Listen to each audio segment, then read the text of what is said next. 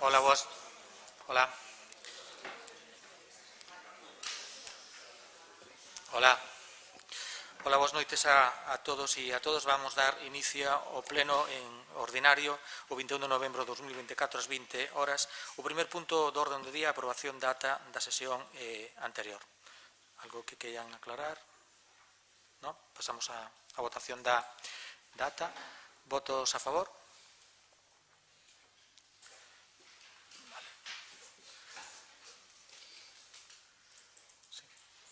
Moi ben. Votos en contra? Abstencións? Nada.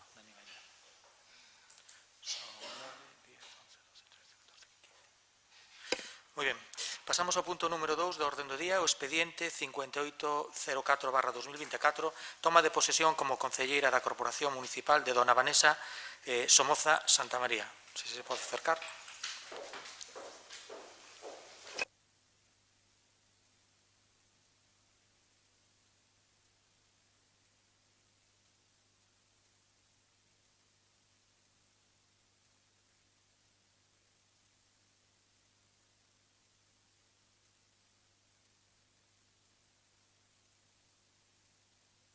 Ao Rei e gardar e facer gardar a Constitución como norma fundamental do Estado.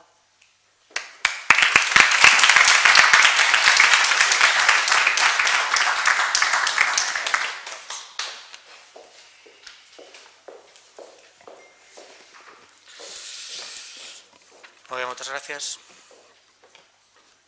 Bueno, parabéns.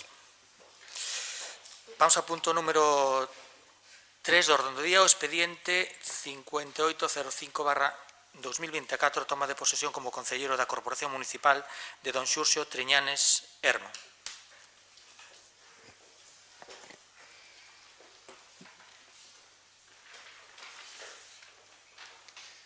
Prometo pola miña conciencia e honor cumprir cas obrigas do cargo de concelleiro do Concello de Boiro, sempre con lealdade á clase traballadora e por imperativo legal con lealdade ao Rei, así como gardar e facer gardar a Constitución como norma fundamental do Estado.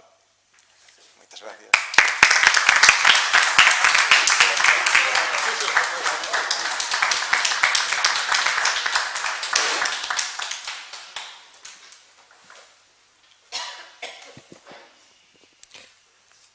Bueno, pois nada, antes de pasar ao punto número 4, bueno, pois darlle a benvida aos dous e bueno, que suerte nesta nova etapa e nada, que sea frutífera para todos, porque se é frutífera para vos, tamén é para nós e ao final é frutífera para os veciños e as veciñas de Boiro. Moitas gracias. Pasamos ao punto número 4 do orden do día, é o expediente 5422/2024, aprobación inicial do Plan Municipal de Prevención e Defensa contra os Incendios Forestais do Concello de Boiro. Primer turno de intervención. Señor Triñanes, ten a palabra.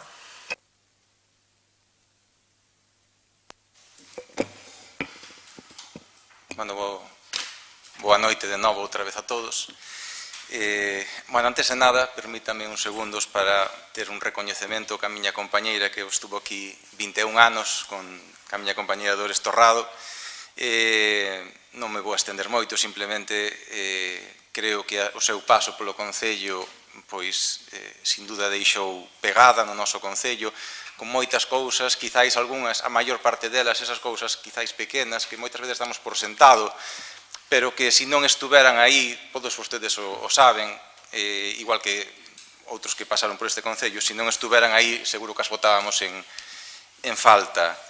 Eu non veño sustituir a Dores porque sinceramente eu creo que a forma metódica, constante, perfeccionista que tiña ela é insustituíble, pero á miña maneira e na medida do posible creo que se o fago a metade de vendo que o fixaches ti, o meu paso por aquí creo que estará máis que xustificado. Sin máis dilación paso ao punto de orden do día, que tamén é casualidade que veña a falar por primeira vez, non sei se é casualidade, se foi así, do plan de incendios, que, bueno, como algúns de vostedes saben, pois algo do tema, pois, por formación e por traballo, me toca de preto, non? Bueno, o plan que nos traen é un plan tipo, o plan que trae a Xunta a todos os concellos, e como a este hai varios. Tamén é certo que se podía haber ampliado. É dicir, como plan básico, o tema das faixas secundarias, da protección de núcleos rurais, etc. Pois é o que pide a Xunta que fagan os concellos, pide a Xunta que elaboren un plan con respecto a toda que son estas labores de silvicultura, pero tamén a Xunta non impide que a cousa sea un pouquiño máis elaborada, non? Se vimos a aprobar, a sacalo 5, pois pode valer, pero eu pediríalle que a un goberno con maioría absoluta, que xa non teñen impedimentos, como podían decir que tiñan a legislatura pasada, suficientes medios materiais e humanos para facelo, un pouquiño máis de interese en mellorar os documentos que nos poden traer. Non estou pensando, por exemplo, en que cuestións como que o propio plan non veña actualizado, é dicir, non sei o documento que teñen vostedes, pero a mí o que me pasaron é do 2019. As estadísticas son as do 2019. As parroquias de alto risco, as parroquias PAI, parroquias de alto risco, é a única que había no 2019, que era a de Boiro. Se vostedes van ao Pladiga, a Xunta de Galicia, verán que agora mesmo no 24 temos Boiro e Cures. E o Pladiga, xa lle digo eu, porque sei como se fai, é bastante conservador a hora de engadir parroquias a parroquias PAI, parroquias de alta actividade incendiaria, porque por número de incendios quizáis Lampón tamén debería de estar, porque os que están ao tanto das alarmas que hai neste concello e das incidencias saben que a zona de Mosquete ata Montañó pois son varias as alarmas e os incendios que por desgracia temos aí. De feito, este ano tivemos outro máis na zona de Mosquete, por sorte os medios actuaron con celeridade e apenas chegou a unha hectárea a superficie ardida, non? Pero é outro sitio que constantemente ten incendios, non? Entón, ter un pouquinho de curiosidade, traer os datos actualizados, non traer únicamente un texto, un copia-pega do ano 2019, tamén se podía perfectamente, e eu digo de forma constructiva, engadir certas cuestións, como, por exemplo, temas de concienciación social, pois charlas en comunidades veciñais, charlas en colexios, cousas de concienciación con respecto a este tema tamén se podían haber engadido. Algúns concellos o fan, completaron o plan que fan a Xunta, que fai a Xunta con estas cuestións. Labores tamén de divulgación ou mismo de aviso á cidadanía. Temos unhas redes sociais. Están para algo máis que salir na foto. Vostedes saben que existe un índice diario de risco de incendios, chamase IRDI, e que a Xunta actualiza. Agora no inverno non ten moito sentido, pero no verán, cando se prevean moitas xornadas con índice moi alto ou extremo, quizáis usar as redes sociais, a página do Concello, etcétera, para dicirlle aos veciños, oiga, mire, hai risco moi alto ou extremo, hai actividades que están prohibidas, como por exemplo acceder a certos sendeiros, certas pistas, facer certas actividades no monte, está prohibido.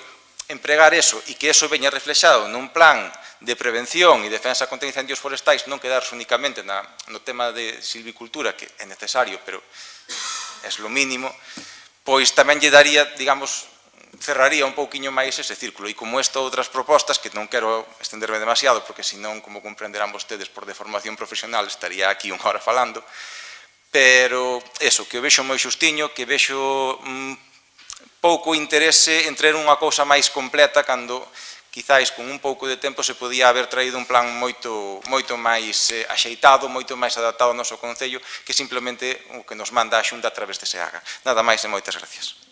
Moitas gracias. Primer turno, señora Suárez, ten a palabra. Grazas. Ben, moi boa tarde. Aproveito para dar a benvida á nova concelleira e ao novo concelleiro a esta corporación. Do que ten que ver co punto da orde do día, pois a aprobación do plan contra incendios forestais. Se non recordo mal, no anterior mandato, fai moi pouquiño tempo, aprobamos aquí un plan que parece ser que non cumplía cos requisitos e que non serveu, por iso agora volve a vir este novo plan a pleno, que, porque puidemos ver, ten moita referencia legislativa, pero poucas actuacións concretas, ímonos a abster, nada máis. Grazas. Moitas gracias. Primer turno. Sí. Sí, nos vamos a votar a favor, pero que si estamos un pouco en dudas é se desde aquí se fixo un plan no seu día, se estudiou o Concello en profundidade e se contratou alguén para facelo, porque collemos ao final o xenérico da Xunta se xa se podía coller ao principio, que foi o que se fixo normalmente. Será un pouco a dúda que temos. Vale. Moitas gracias. Señor Ruiz, ten a palabra.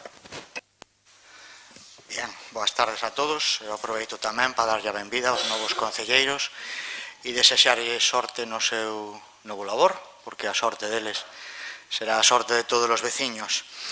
No punto que estamos a tratar, a aprobación inicial, Plan Municipal, Prevención e Defensa contra os Incendios Forestais, o Concello de Boiro adhiérese en data 14 de 2 do 19 ao convenio de colaboración suscrito entre a Xunta de Galicia, a FEGAM e SEAGA en materia de prevención e defensa contra os incendios forestais para o establecemento dun sistema público de xestión de biomasa nas faixas secundarias. Dito convenio inclúe a colaboración técnica da Xunta de Galicia para a elaboración dun Plan Municipal de Prevención e Defensa contra os Incendios Forestais. En data 4 de 10 do 24, dito plan foi remitido por SEAGA e compróbase que cumpre cos requisitos exixidos para a súa aprobación segundo as directrices establecidas na normativa de aplicación e logo da súa valoración polos servicios técnicos municipales. É por isto que propoñemos ao Pleno neste primeiro punto. Primeiro, aprobar inicialmente o documento do Plan Municipal de Prevención e Defensa contra os Incendios Forestais. Segundo, abrir un período de información pública por un prazo de 30 días naturais mediante a súa publicación nos boletíns correspondentes e outras plataformas. E terceiro, rematado o período de información pública, presentadas e informadas as correspondentes alegacións serán incorporados ao documento para a súa aprobación provisional polo Concello e polo Pleno. Bueno, xa nas comisións informativas se tratou o tema de por que isto viña dúas veces. Xa se dou explicacións ali, pero hoxe que nos están a escoitar os veciños vou a volver a facelo. Aquel primeiro plan que sí que xa se tiña contratado con unha empresa externa, pois cando chegou á Xunta de Galicia para a súa aprobación definitiva, indicáronnos que co tempo que había transcurrido na súa construcción xa estaba desactualizado de cara á normativa que se presentaba. E recordáronos así mesmo que eu acabo de leer aquí de que estábamos conveniados para sacar adiante un proxecto, un plan novo e que eles podían axudarnos a facelo. E por eso nos facilitan un novo plan que é o que hoxe adaptado á normativa e de acordo cos preceptos que se haga plantexa é o que traemos hoxe para a aprobación. Muchas gracias. Segundo turno. Sí, ten a palabra. Señor Tiñanes. Nada, simplemente anunciar tamén a miña abstención porque o vexo incompleto e, bueno, intentarei aportar algunha destas cousiñas puntuales no período de alegacións. Espero que máis teñan en conta e non fagan como se suele facer sempre, dar a excusa administrativa de que non tienen por que aceptarlas, porque asegurolle que vou facer con ánimo constructivo. Moitas gracias. Moitas gracias. Segundo turno, non? Segundo turno. Pasamos entón. Sí, ten a palabra. Si se fixo o traballo non está conforme, que devolvan os cartos, non? Sería o propio. Que nos fagan unha rebaixa, polo menos. Moitas gracias. Pasamos á votación deste punto número 4. Segundo turno. Sí, ten a palabra. Eso é outra cuestión. Claro. O que traemos hoxe aquí é un plan para a súa aprobación, independientemente de que, evidentemente, se o traballo non está ben feito, teremos que tomar as consideracións que tenemos que tomar, pero, bueno, o que traemos hoxe aquí é un plan para a súa aprobación, vale? E que está de acordo á normativa e de acordo a quen ten que supervisar a posteriori da aprobación plenaria este plan, vale? Por darle un pouco de réplica ao novo compañeiro, que sí que é verdad, que é casualidade, verdad, que na primeira intervención sala un tema no que tanto nos ten que enseñar el a nós, e non nos a el. Bueno, recordarlle que isto é un caramelo envenenado deses que nos manda a Xunta de vez en cando, non? E que, claro, que nos regalan unha vez máis labores que, entendo, non nos deberían de corresponder. Entonces, nos atenderemos as súas alegacións como a de todos os veciños, evidentemente, valorarémolas e terémolas en conta, aquelas que consideremos que teñen que ser aceptables. Moitas gracias. Ahora sí. Vamos a votar o punto número 4 do orden do día. Votos a favor? 14 votos a favor. Votos en contra? Abstencións? 3 abstencións. Moi ben, moitas gracias. Pasamos ao punto número 5 da orde do día, o expediente 5362/2024, aprobación do expediente de contratación do servicio denominado Servicio de Axuda no Fogar SAF do Concello de Boiro. Primer turno de intervención, señor Denianos, ten a palabra. Bueno, aquí creo que, por desgracia, non vou a poder ser tan construtivo como pretendía ser no punto anterior, porque basicamente aquí o que temos é unha falta a un compromiso que se tomou aquí hai 2 anos. Eu hai 2 anos estuve aquí, non en esta silla, pero estuve aí sentado, e eu vin, ou eu fui un testigo de como aquí, dos partidos aquí presentes, o BNG, o Boiro Novo e o Partido Socialista, se comprometeron a municipalizar o servicio do SAF. Se votou, recordo, e saleu con eses votos a favor. Cal é a miña sorpresa, cando leo o título do punto da orde do día e cando vou a mirar o corpo do que nos traen, que o que vexo é unha continuación da concesión, ergo do sistema privatizado que temos ata agora mesmo do SAF. Claro, se cadra no segundo turno de intervención entra un pouquiño máis a fondo no que significa todo o texto, toda a documentación que vostedes traen, pero que o contexto en sí mesmo é, digamos, unha falta á coherencia e ao que se votou aquí. Entón, creo que esta semana, se mal non recordo, cúmplense 500 días que vostedes están no goberno. Tuveron tempo de traer aquí non un expediente de contratación, non unha licitación outra vez, non outra prórroga máis, por enésima vez, da privatización deste servicio. Puderon haber traído un expediente de municipalización e comezar ca municipalización tal e como nos comprometemos, repítolle, hai 2 anos aquí en este pleno, en esta corporación municipal. E a miña pregunta é, por que non o fixeron así? Por que outros concellos como o Concello da Pobra están a facer?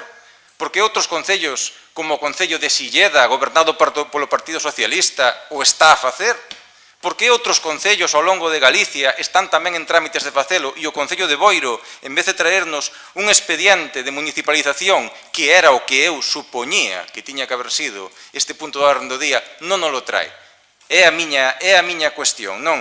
Dende Boiro Novo sempre imos a defender os servizos públicos e directos na medida do posible. E este é un servicio que se pode exercer de forma pública, municipalizada dentro do Concello. Hai mostras, hai exemplos de que así se está facendo. E repito, non fai falta ir por toda Galicia, que hai exemplos por toda Galicia, temos o Concello da Pobra aí ao lado que o está facendo. Ainda sacou este día a bolsa de emprego para as sustitucións das traballadoras, das 22 traballadoras, que tampouco se cree que teñen moita menos das que ten Boiro. E están indo adiante con ese servicio. Ca mellora de condicións laborais que implica para as traballadoras ter o servicio municipalizado e non estar subrogado externamente a unha empresa que cumplirá con las normativas laborales, non las cumplirá, ya veremos, ata a día de hoxe as experiencias non foron precisamente para tirar foguetes con respecto a eso. Cuestións como o salario, evidentemente, na propio pliego de condicións se di que o salario é o mínimo que se pode pagar, non hai melloras salariais máis alá do 1,5% do IPC, algo que se o servicio estivera municipalizado, pois poderíamos tratar de ver como mellorarlle a estas traballadoras. Outra serie de cuestións laborais quedan supeditadas a unha empresa e o Concello, a nivel laboral se desatende completamente do que faga a empresa. Lle pide únicamente que respete a legalidade, nada máis. Los mínimos, sempre os mínimos. Remato, señor presidente, non me quero meter máis, no segundo turno metereime. O que nos plantexan aquí é inasumible pola nosa asamblea. A nosa asamblea quería vir aquí e debatir a municipalización do servicio. Polo tanto, xa lle adianto en este primeiro turno de intervención que imos a votar en contra, porque directamente non estamos de acordo nin co fondo nin cas formas con que se está facendo isto. Moitas gracias. Gracias, señor Triñanes. Primer turno de intervención, señor Suárez, ten a palabra. Gracias, señor presidente. Ben, este tema, o do SAF, o de Servicio de Axuda no Fogar, non é a primeira vez que ven a pleno, como se acaba de dicir aquí. Fai agora exactamente 2 anos, porque foi no mes de novembro do 2022, estaban de feito aquí as traballadoras, porque estaban en folga, loitaban por un convenio colectivo digno para que se mellorasen as súas condicións laborais. Nese momento, o BNG presentou unha moción de apoio a esas traballadoras, unha moción que se veu aquí a pleno. Uns meses máis tarde, xa no 2023, volveu a vir este tema a pleno e vou explicar agora a continuación o porqué. Porque hoxe ven, pero para a súa licitación. E quero dicir que máis alá dos criterios ou dos requisitos que recolle a licitación, temos que dicir que dende o BNG o que defendemos é pois os servicios públicos e a súa xestión directa. Tanto é así que no programa das últimas eleccións municipais levamos a municipalización do SAF, a municipalización do Servicio de Axuda no Fogar.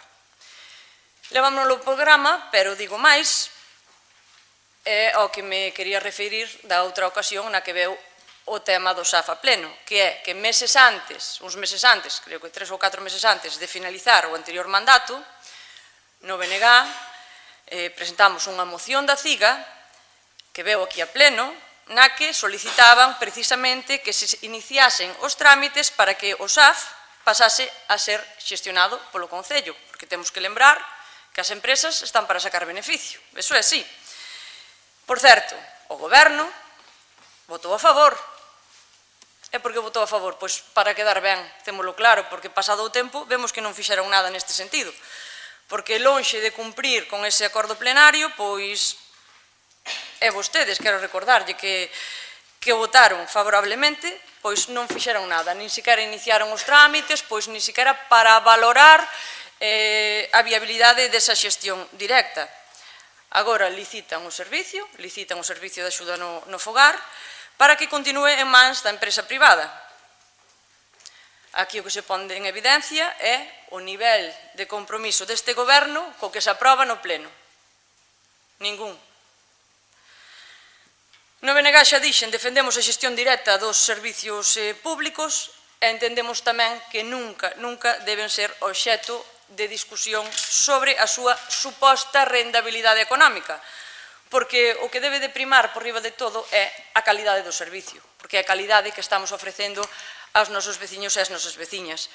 Entón, aprobamos, hai un acordo plenario que iba no sentido de que se xestionase directamente ese servicio desde o Concello, non está sendo así, e nós non imos pasar por menos, nada máis. Moitas gracias. Primer turno, segundo. Señor Treus, ten a palabra. Ben, boas noites. Este expediente é un tema a tratar, considero que é importante, entendo que todos consideramos que é importante. É un tema difícil, moi difícil de chegar a entender, de sintetizar. Permitideme algo de tempo para dar resposta e para explicarlo ben.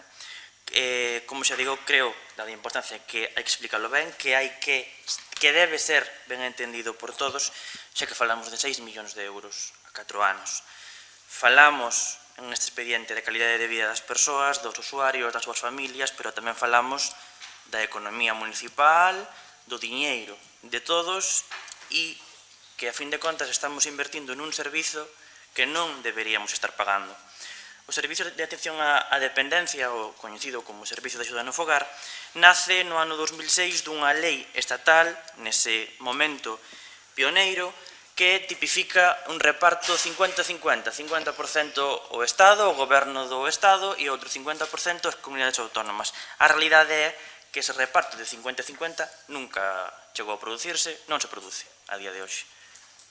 Non só eso, sino que o esforzo orzamentario está nas mans das entidades locais, dos concellos, dos municipios. E a maiores desta pequena introducción, creo, é importante, para poder chegar a entenderlo en profundidade, entender as diferencias entre os dous servicios de SAF que temos agora mesmo no Concello de Boiro.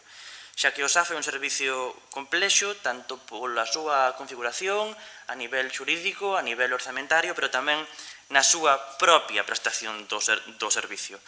Polo tanto, quero facer as seguintes especificacións. O servicio de axuda no fogar, ou tamén chamado servicio de axuda a domicilio, é unha prestación social que, como dixen, comezou no ano 2006. Na actualidade existen dous tipos de SAF. Por un lado, ese SAF dependencia, que está financiado a 4 partes.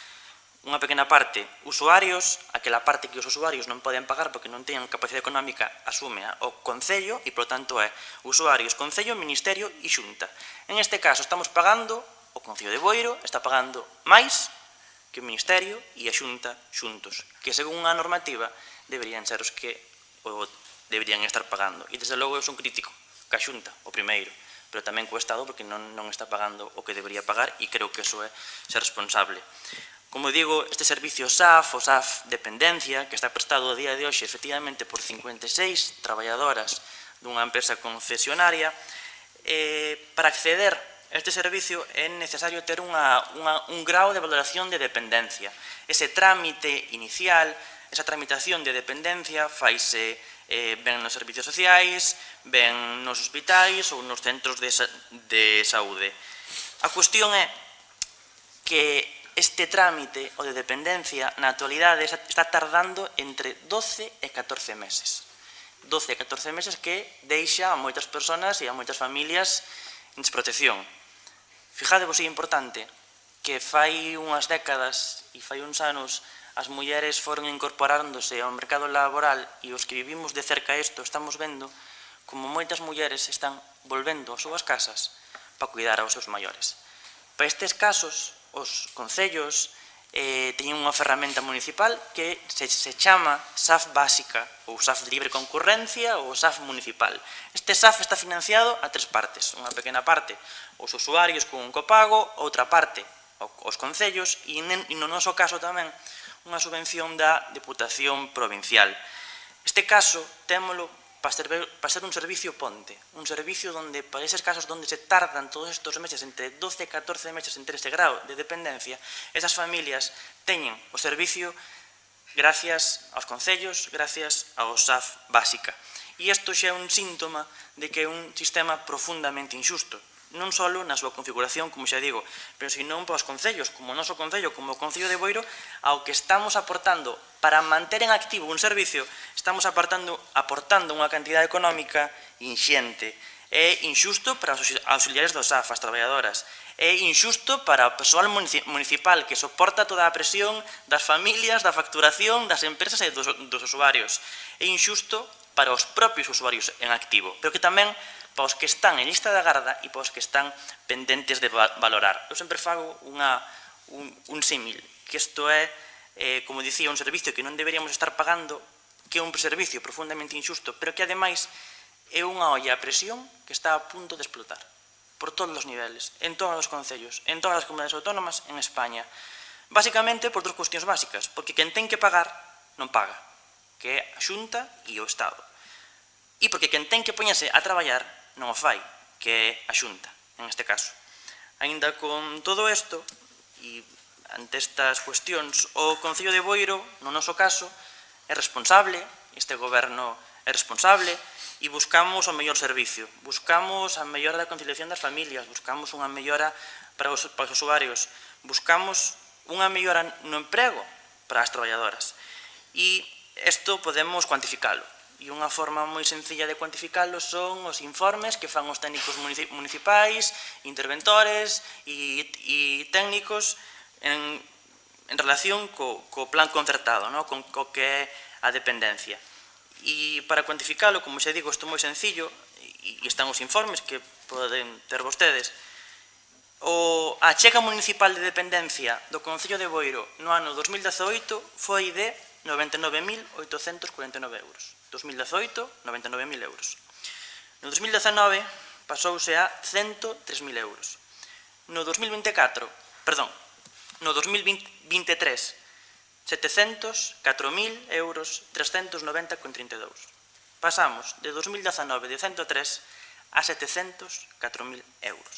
O Concello de Boiro, do ano 2019 ao 2023, aumentou a súa cuantía, o que estamos pagando, o que nos pagan os veciños con nosos impostos, estámoslo pagando por un servicio que non deberíamos estar pagando e que estamos facendo para mantelo en activo. E o aumento especificamente e a nivel cuantificativo, é de un aumento de un 578%. Pola contra, dos mesmos anos, 2019 e 2023, a Xunta e o Ministerio aumentaron un 45%.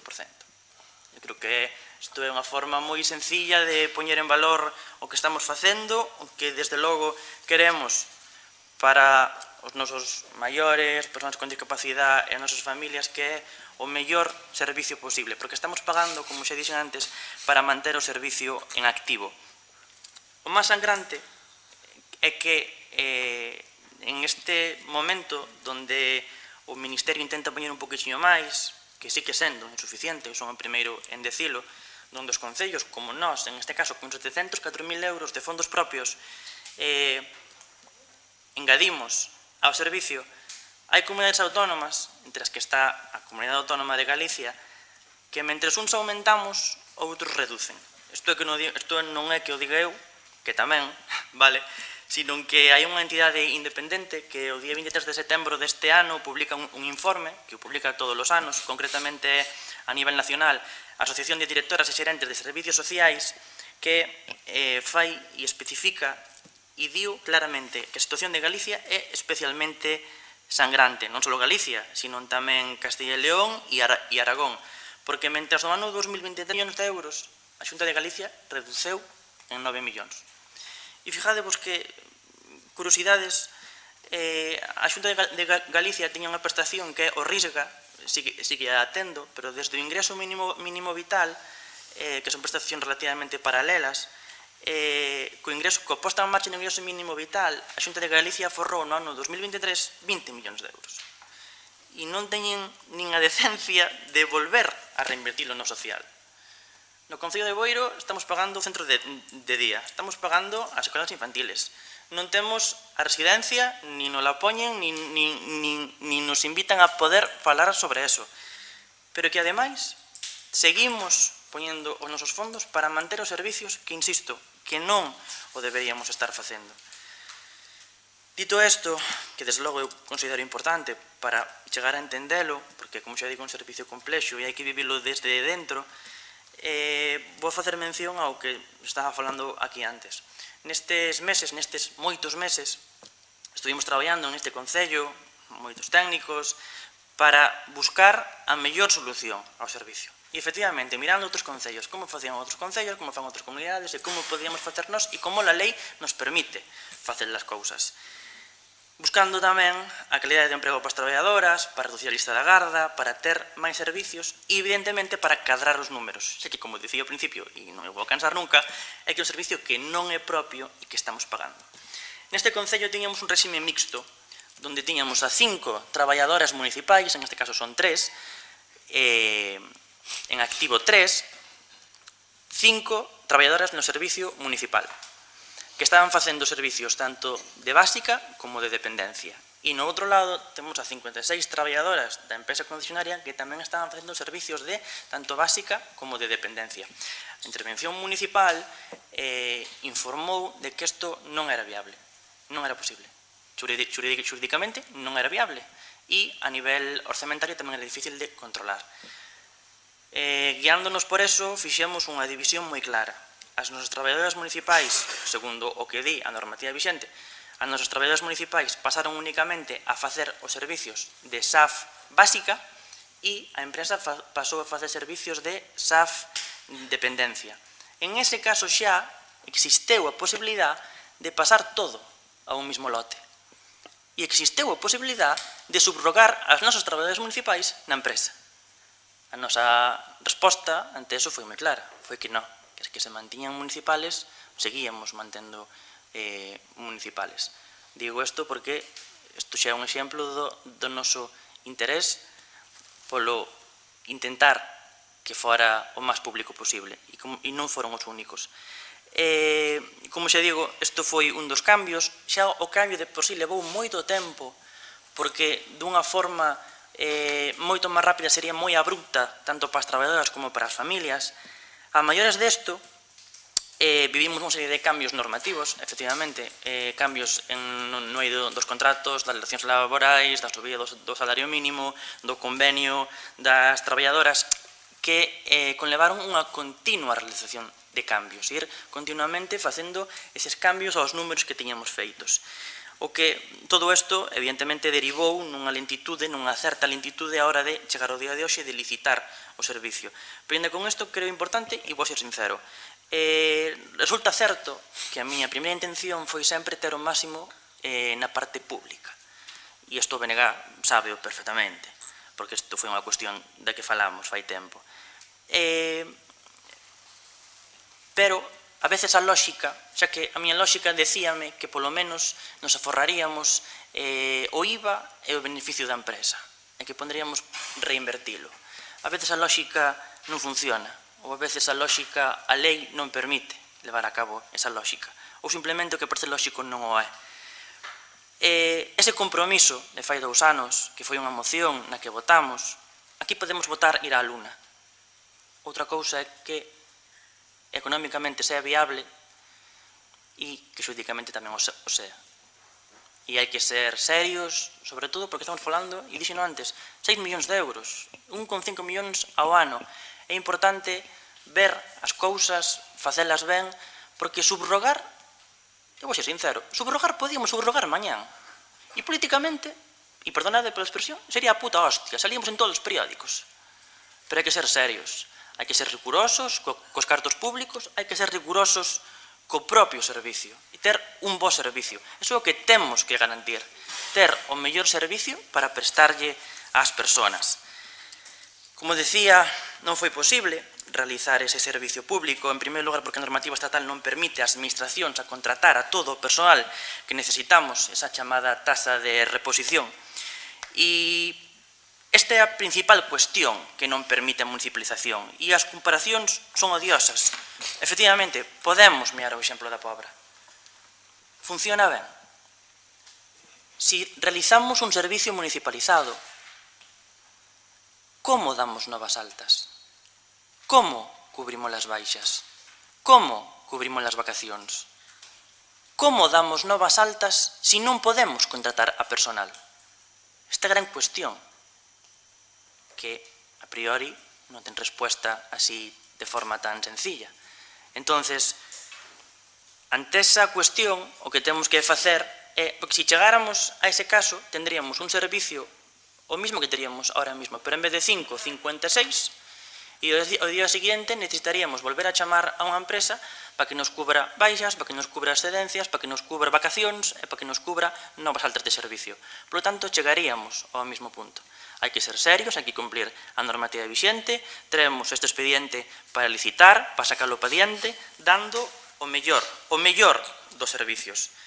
Porque, evidentemente, fixemos contas. Aquí hai xente que se dedica a técnicos financieras, a intervención municipal, aos técnicos de servicios sociais, a tesorería municipal. Aquí fixéronse as contas e o servicio salía deficitario.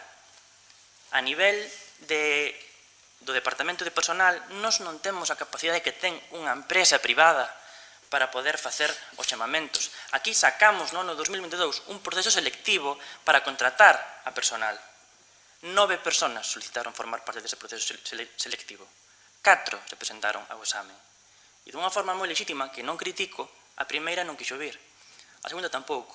A terceira persona tampouco. A cuarta veu e sigue traballando a día de hoxe cubrindo as baixas, as vacacións e excedencias das nosas 3 empregadas municipais. A Pobra está pasando exactamente o mismo. Efectivamente, o día 15 sacaron un proceso selectivo. Hoxe a mañán tuveron o examen. 6 personas se presentaron ao examen. Como van a dar altas? Como van a cubrir as vacacións? Chamando a unha empresa. Non queda outra. E hai que saber poñelo nunha balanza, que é o que queremos. Que as persoas teñan un auxiliar e un servicio na súa casa ou que non o teñan. Eu que o teño, lo tengo moi claro. E, desde logo, hai fórmulas, e creo que esta licitación é unha licitación boa. Traballouse moito tempo sobre ela, analizando moitísimas de outros concellos, e chegamos a 6,2 millóns de euros a 4 anos. Concretamente, 6.257.126 euros con 87 céntimos. 1,5 millóns de euros anuais. Duplicamos as horas de SAF básica. Pasamos de, estamos dando sobre 160 horas mes, vamos a pasar a 416 horas mes. Vamos a pasar de 8 familias a 26 familias que van a ter o servicio. En Safe Dependencia vamos a continuar dando as horas que temos asignadas, esas 5.554 horas ao mes. Pero que ademais vamos ter un aforro. Vamos a pasar a 3 euros menos aproximadamente na hora ordinaria, facendo grandes cálculos. Pero que ademais a cuestión é esta, é garantir os servicios, é garantir o aumento das horas de atención para as familias, é garantir unha mellora no servicio e ao mesmo tempo unha mellora no emprego. Na licitación temos en conta, como se tuvo hasta o momento neste concello, os desplazamentos entre a domicilios, o kilometraxe das traballadoras, a uniformidade material, a uniformidade e o material fungible, que non queremos que sexa suficiente, queremos que sexa abundante, tendo en conta a formación continua para traballadoras, para coordinadoras e tamén para familias que non o tiñamos antes, garantindo protocolos para situacións de acoso, na detención de violencia de xénero, nas agresións, requerindo informes mensuais sobre os salarios das traballadoras, memorias mensuales e informes mensuales e tamén anuales, para levar un control mensual, efectivamente, para saber o que se está pagando ás traballadoras, se lle pagan ben, se se cumplen a normativa.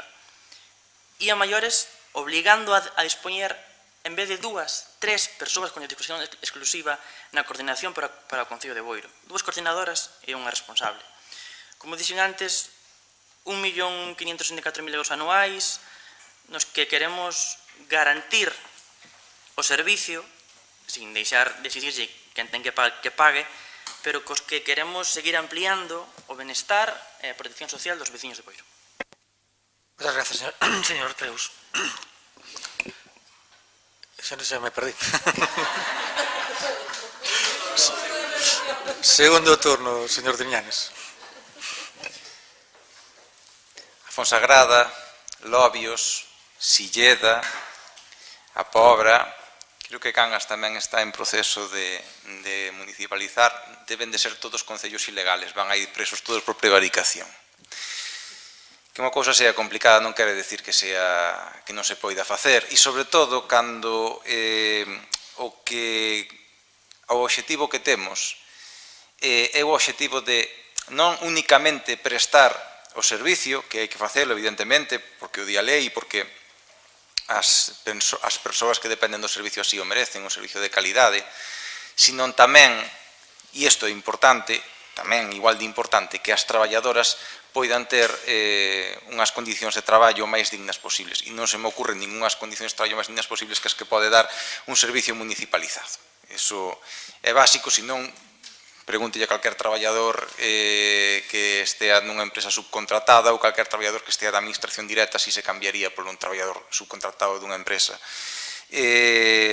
A estabilidade laboral, a hora de conseguir certos dereitos que as empresas privadas non dan, non é todo únicamente salario, que por certo é o mínimo, é o convenio máis 1,5 que foi o que estimaron por ano 2025. Que, bueno, eso tamén é outra, que os prezos subiran un 1,5 solo en este ano, se lo creerá Pedro Sánchez, porque yo non me lo creo. Pero, bueno, eso xa é unha consideración máis ben de carácter particular. Volvo a decir, o único que nos traen aquí é unha cousa para patadón para diante, quitarnos o problema de encima, non afrontar realmente de frente o que sería o traballo da municipalización. Pódese facer, repito, hai concellos que están facendo, hai solucións para todo o que dixo vostede. Repito, a Pobra convocou unha bolsa de emprego e ata día de hoxe, pois, como di vostede, se presentaron máis xente, non quere dicir que non se podan facer máis bolsas de emprego no futuro. Igual que cando en este concello queda unha licitación deserta ou non hai suficiente, se volve a sacar, non pasa absolutamente nada. Eso non quere dicir que non se poida municipalizar o servicio, é dicir, é unha excusa un pouco de perogrullo, non? Si se quere, porque non é unha cuestión únicamente de botar cálculos. Porque, para empezar, non me creo eu que poida ser máis rentable para o Concello de Boiro ter que pagarlle unha empresa privada, como decía antes a compañeira, que vai a requerir un beneficio, porque por amor ao arte as empresas non se moven, que non asumir nós directamente isto. E dúas, porque se vostedes consideran que son un partido de esquerdas e veñen aquí a facer políticas de esquerdas e políticas de obreiras, non me poden poñer como excusa que é moi complejo municipalizar o servicio. É dicir, eu, sinceramente, tiña esperanza de que na súa intervención me dixe algo do sentido de non tuvemos tempo a municipalizarlo, estamos traballando en elo, temos expedientes abertos e, mentras tanto, pois, e me podería incluso, bueno, podría dicirlle que podría haber sido máis eficiente, pero hasta me podría haber valido de excusa. Vexo que a súa intención non é municipalizar o servizo, non é cumplir co compromiso que votamos aquí hai 2 anos. E iso me parece bastante grave. Repito, pode vender a moto como queira, pode facer as contas que queira, o certo é que as traballadoras van a estar moito mellor se o servicio estuvera municipalizado, os sindicatos piden a municipalización do servicio e ali, en onde se municipaliza o servicio, pode falar vostede con elas, as traballadoras están moito mellor atendidas e teñen moitas mellores condicións. Dito isto, por unha cuestión xa ideolóxica, non podemos aceptar a privatización do servicio, imos a votar en contra, e dende aquí convídolle a que póñase mans a obra, póñase a traballar, van a sacar esta privatización unha vez máis do servicio, unha prórroga por 4 anos, bueno, de ano se prorroga ata 4 anos, póñanse a traballar para que antes de rematar a legislatura nos poidan traer aquí o que se comprometeron a facer no seu día, que é un expediente de municipalización, aínda que solamente sea por intentar cumplir ca súa palabra. Nada máis. Moitas gracias. Moitas gracias, señor Tenianes. Señora Suárez, ten a palabra. Gracias, señor presidente. Ben, escoitando a intervención do señor Treus, falaba moito de que a finalidade deste goberno era a mellora do servicio, mellorar o servicio, o mellor servicio para os usuarios. Pois vou dicir unha cousa, o mellor servicio é que sexa de xestión directa, porque o mellor servicio sempre é o público, e o mellor servicio sempre é o que se presta desde as administracións. Falábamos de que non era viable xurídicamente. Como é posible que sexa viable para outros concellos e non sexa viable para o de Boiro? É algo que non entendo.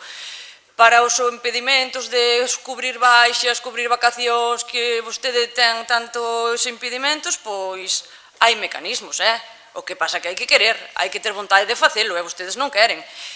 Escoitando a súa extensa intervención, o que podemos sacar entre líneas, que me parece grave e me parece triste, é que ao final o tema é de fondo económico. Porque non lle sale rentable ao Concello. Oiga, como pode ser que a empresa privada presta o servicio e a maior saca beneficio e o Concello non pode prestar o servicio directamente? O que pasa que, claro, cando a empresa privada presta o servicio, veñen os problemas. Por eso as traballadoras fai 2 anos se tuveron que manifestar aquí, porque cunde no seu convenio, nas súas condicións laborais, nas súas condicións salariais. Aí é onde ven o negativo de que a empresa privada preste o servicio. Eso paliaríase se o servicio fose de xestión directa, porque mellorarían as condicións laborais, e non só eso, mellorarían as condicións laborais, salariais das traballadoras, e eso redundaría nunha mellor calidade do servicio. Pero vostedes non queren, porque leemos entre líneas, sacamos entre líneas que o problema é un problema de cadrar números, é un problema de contas. E pareceme un pouco triste, porque a administración non está para sacar beneficio. Unha administración está para dar un servicio. Nada máis, gracias. Muchas gracias, señor Suárez. Señor García Díaz, ten a palabra. Muchas gracias. Boas noites. Señor Treus, vou falarlle do expediente. Non vou entrar en temas de público-privado. Usted nos traio posiblemente sexa, se non é o contrato máis importante do Concello, será o segundo, non? 6.257.126,87. O que non entendo que posiblemente o contrato máis importante do Concello veña por urxencia ás comisións informativas. Vostede na súa exposición di que leva traballando en el meses. Técnicos, usted e tal. E tuveron que traerlo por urxencia. Non entendo. Teñen 5 dedicacións, Este equipo de goberno traballan moitos meses, moitos técnicos, e o ten que traer por urxencia. Non o entendo. Nos, evidentemente, vamos a absternos. Son ustedes quenes elaboran, os técnicos, os pliegos. Non temos nada que decir en canto a eles. Entendemos que se axustan a legalidade e nada máis. Si non entendemos que tivera que vir por urxencia despois de tantos meses de tanto traballo. Sinceramente, me sorprende. Gracias, señor García Díaz. Señor Treus, ten a palabra. Sí, segundo turno para dar resposta, empezando polo final. Tivemos un problema no listaxe de subrogación. Hubo un problema no listaxe de subrogación das traballadoras. Polo tanto, enviamos o expediente para que poda ver as fechas onde as traballadoras sociais, por exemplo, firman a memoria, que fai máis dun mes. O problema foi ese. O problema que non é un problema, o sea, chegou as comisións informativas e estamos aquí hoxe no pleno. Así de simple. Por dar por rematado este punto e dar resposta, cal é a situación das 5 traballadoras municipais? Cal é a situación das 5 traballadoras municipais? Vale, entonces non vos reunistedes cas traballadoras municipais. Estou falando. E cos sindicatos? Vos reunistedes cos sindicatos?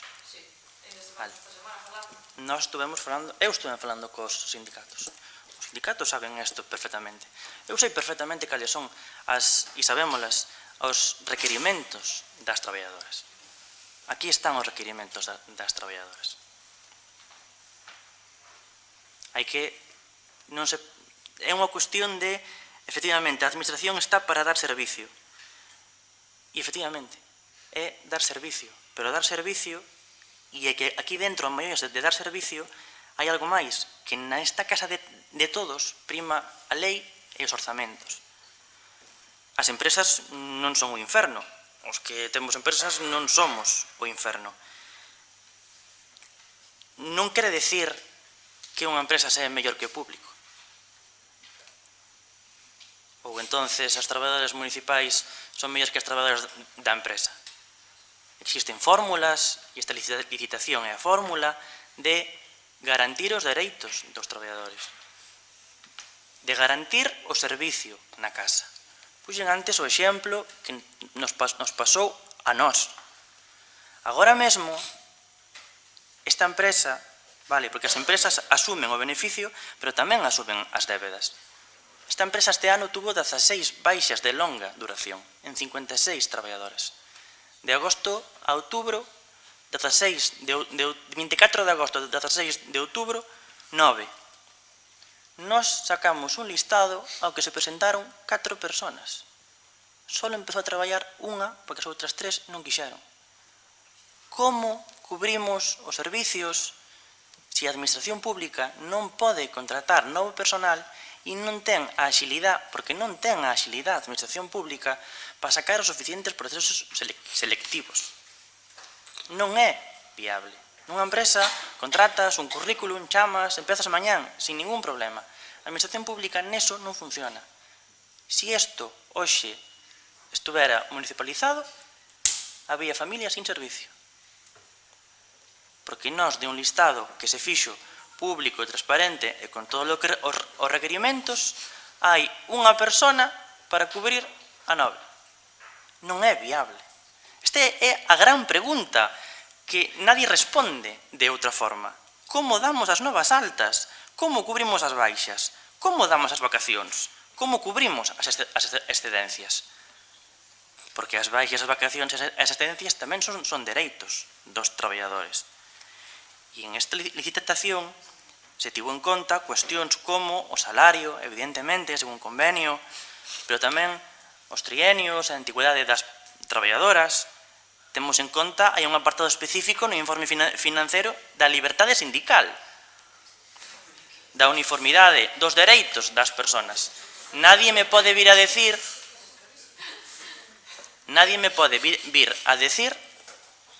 que van a existir diferencias, porque esta licitación garante que non existen diferencias. garante que se cubre o servicio, que se fai conforme a normativa vixente e que utilizamos efectivamente 6 millóns de euros, que é non só a licitación máis importante no social de Boiro, sino a máis elevada da historia de Boiro. Garantimos que eses 6 millóns de euros se xestionan ben. E iso é, desde logo, o que queremos facer fincapé, de dar un servicio e dar o mellor servicio e cubrir a esas familias que teñen que ir a traballar, a esas familias que necesitan unha persona para os seus dependentes, a esas familias que necesitan un apoio para as súas persoas con discapacidade. Esta administración, coa licitación esta que temos aquí hoxe e que ven a pleno, damos os servicios e podemos garantilo.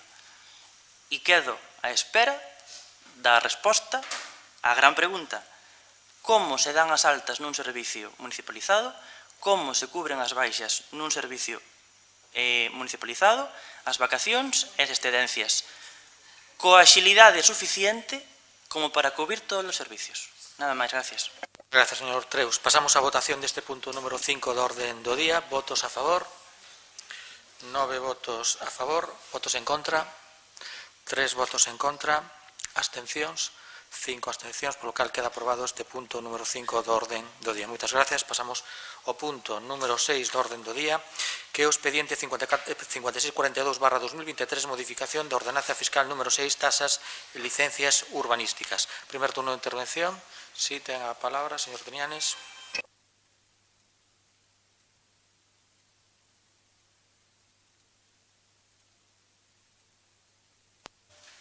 Bueno, enésima subida de impostos que traen a esta corporación municipal en pouco máis dun ano.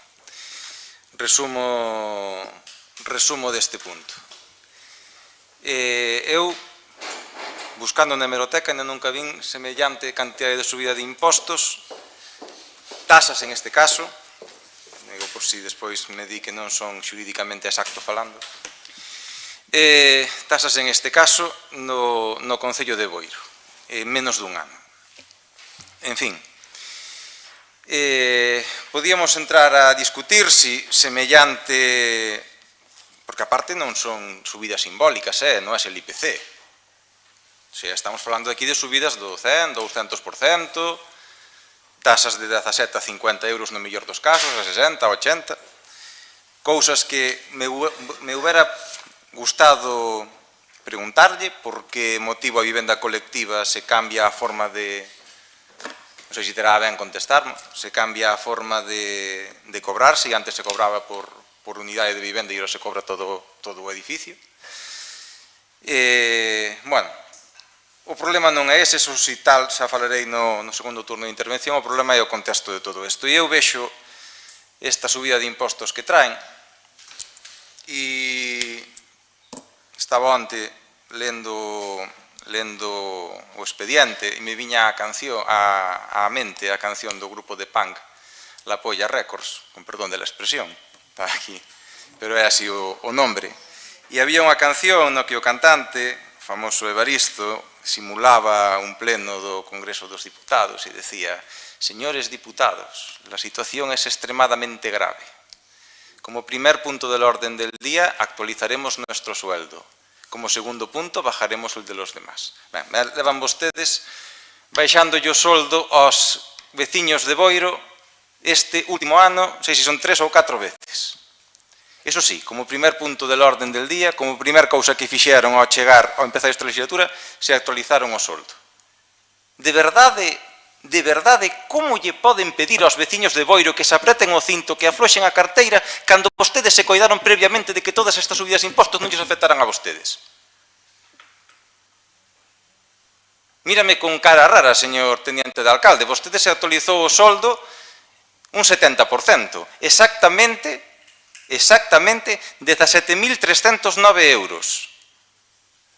A subida do seu soldo son 17.309 euros. Acabamos de ver ahora mismo o expediente do SAF. Todo o que van a cobrar un auxiliar do SAF é menor que a súa subida de soldo. 17.195. Digo porque Isto é unha cuestión de principios de contexto, de ética e de moral.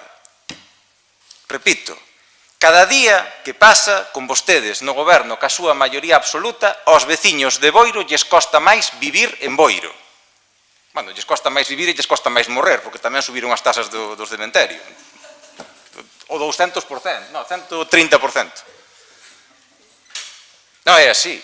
É así. Ahora, vivir en Boiro está máis caro que nunca, e se un se quere escaquear, aunque sea ao Camposanto, tamén lle pasan a tasa, non vai a ser que se escape.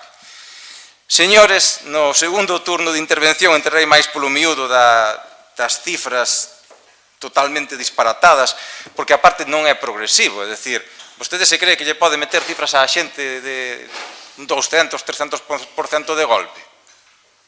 Eu hai un pouco xurei a Constitución, creo que hai un artigo, creo que é o 31, se mal non recordo de cando estudio as oposicións, que di que os impostos teñen que ser progresivos e non confiscatorios.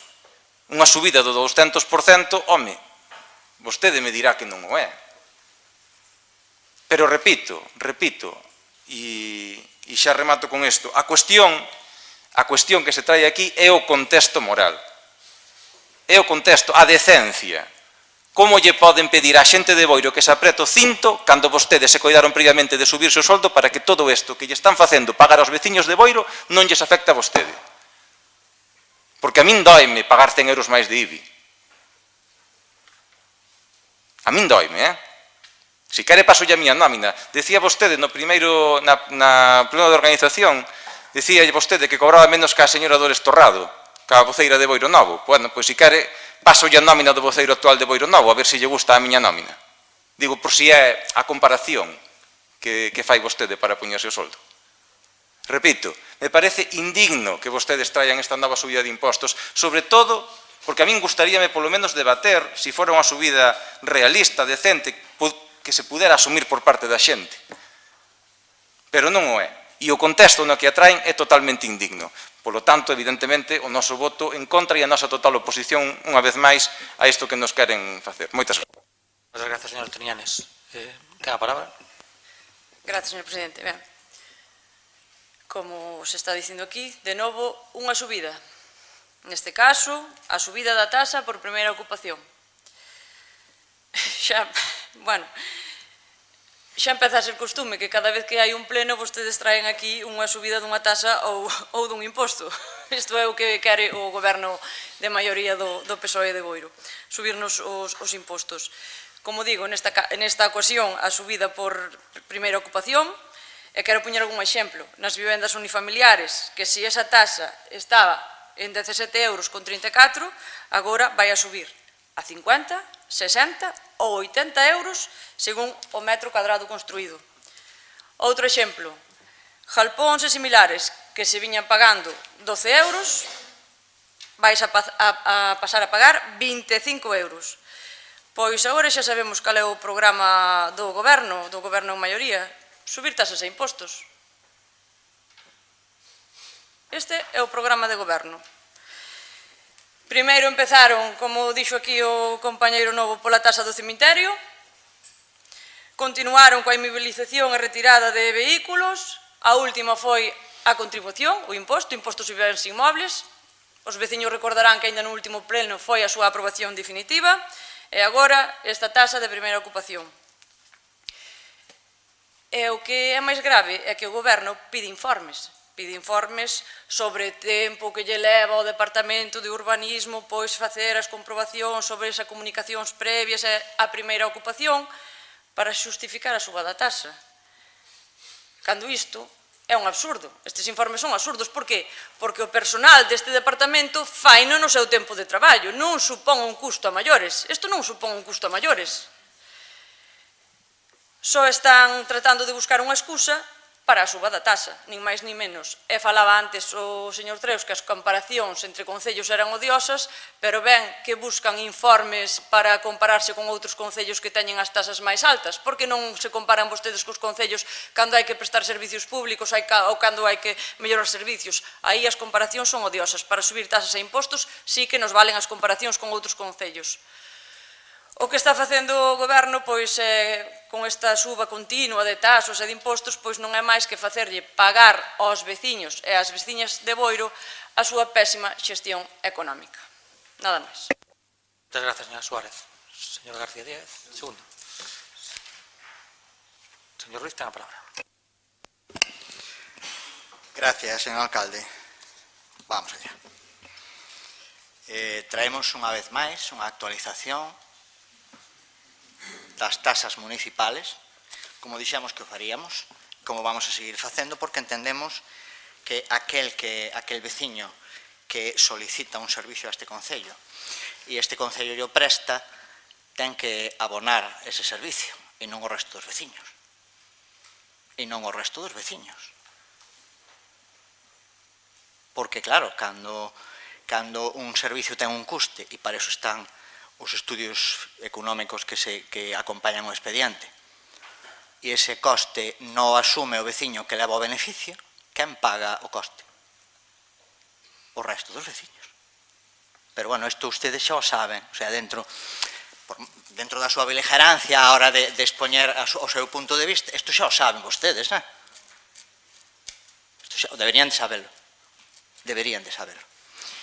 Como digo, traemos unha vez máis aquí a modificación, en este caso, da tasa de licencia de primeira ocupación, advertidos polo Departamento de Urbanismo que estábamos de que a tasa estaba totalmente desfasada. Para poder modificar esta tasa hai que facer un estudio financiero de cales son os custes reales de ese servicio para o Concello. Eso di a normativa da aplicación, o sea, o expediente administrativo manda a facelo desa maneira, señora Suárez, non é que nos inventemos nada, debería sabelo tamén. Creo que o sabe, claro, evidentemente.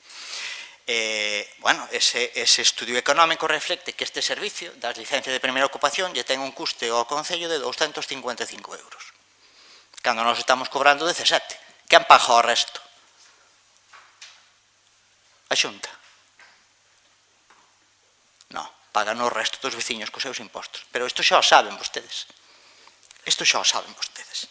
Bueno, o que facemos é actualizar, non ao tope, porque, como digo, cada vez que se solicita unha licencia de primeira ocupación este custe de 255 euros, non vamos ao tope, pero actualizamos un pouco as tasas que teñen que pagar aqueles servicios que levan, aqueles veciños, perdón, que levan este beneficio polo servicio que lle presta o Concello. Actualizamos, igual que no cementerio, tamén actualizamos. Porque todos os casos son iguales, porque se hai quen leva un beneficio, bueno, pois o resto de veciños, bueno, non teñen por que pagar, non, poden axudar, pero non pagar todo, non. Cada un terá que asumir o beneficio que lle solicita, neste caso, ao Concello.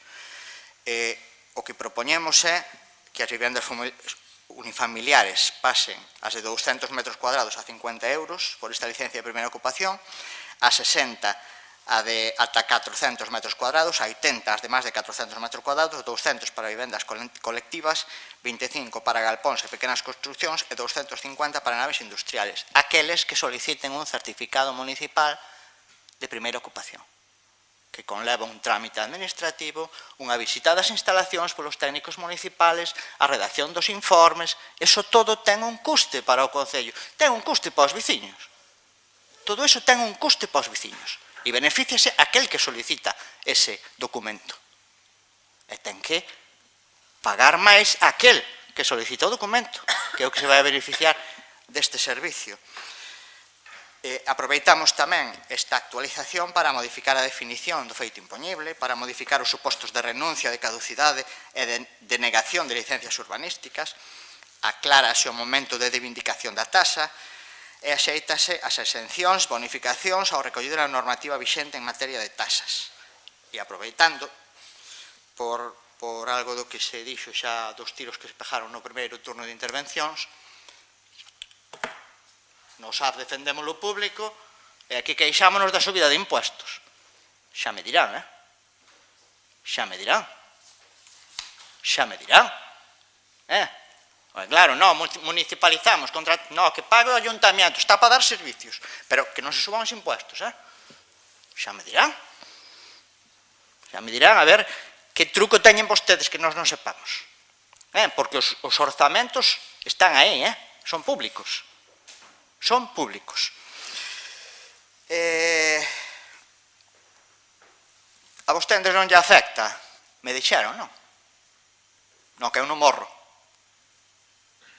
Eu non morro. Eu non pago IBI, non? Eu morro tamén, Bueno, espero. Non agora, pero... Vale. E pago IBI. E se quero unha licencia de primeira ocupación, pago o que estou aprobando aquí, Claro, como a todos, eu tamén son veciño deste ayuntamiento. Como que a vostedes non lle afecta? Como que non me afecta? O que non me afecta? O que non me afecta? Aféctame como a todos. Aféctame como a todos. E falaban do meu soldo. Esta legislatura, claro. A pasada non falaban do meu soldo. A pasada non me comparaban con ninguén, Daquela calábamos a boca. Daquela, claro, como as nóminas de calquera eran máis altas que as nóminas do teniente alcalde do Ayuntamiento de Boiro, entón hai que calar, porque iso non convén traelo a coalición en aquel momento. Agora sí. Porque eu, cando fui un teniente de alcalde aquí a legislatura pasada, e vostedes saben, porque teñen os datos, cobraba menos do que cobraba no choio que estaba facendo antes, Por hora. Cobraba menos. Estuven aquí esa legislatura. E calei. Bueno, algún quería incluso que non cobrara nada, pero bueno, algo cobrei. Algo cobrei, porque eu tamén teño que comer, tamén teño fillos, xa saben ustedes, non? Algo cobrei. Agora, claro, agora compáraseme. Agora, claro. Agora cobro máis que todo o mundo. Claro. Teño a responsabilidade, Eso nunca se cuantifica. Eu teño a responsabilidade do que fajo aquí. A lei oblígame. Pero bueno, repito, xa sabemos como é a oposición e o que ten que facer. Pasa que busquen ustedes un pouco de feitos máis congruentes, non? máis comedidos. Moitas gracias, señor Ruiz. Segundo turno de intervención, señor Trianes, ten a palabra. Pero como pode decir que lle afecta igual que ao resto dos veciños? Se vostede, que xa poño o exemplo de antes, as traballadoras do SAF lle pon un 1,5% e vostede sobe o soldo un 70%. Non, xa vexo a súa intención. En plan, como o que non cobrei a legislatura pasada, que eu consideraba que tiña que cobrar, xa me encargo de cobrar esta legislatura. Pero é que a maiores non é o seu. É o goberno máis caro da historia de Boiro. E o que máis impostos subeu da historia de Boiro. Ambas teñen o honor de ter os dous récords, de número 1, de podium. Van a aparecer Phelps, van a ser, pasarán á historia. Dígame se os datos son verdad ou non son verdad. 25.666 cobraba usted na anterior legislatura e en esta 42.975, digo yo de memoria. Tamén lle digo o seu e todos os dos demais. Desta legislatura e da anterior.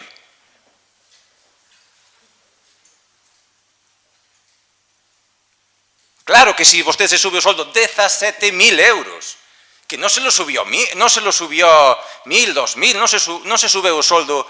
Home, mire, pois nós, por certo, recórdolle que nós non lle votamos en contra do seu soldo, Digo xa, porque xa lle vía vir os tiros. A mí me parecía que vostede tiña un soldo digno na anterior legislatura.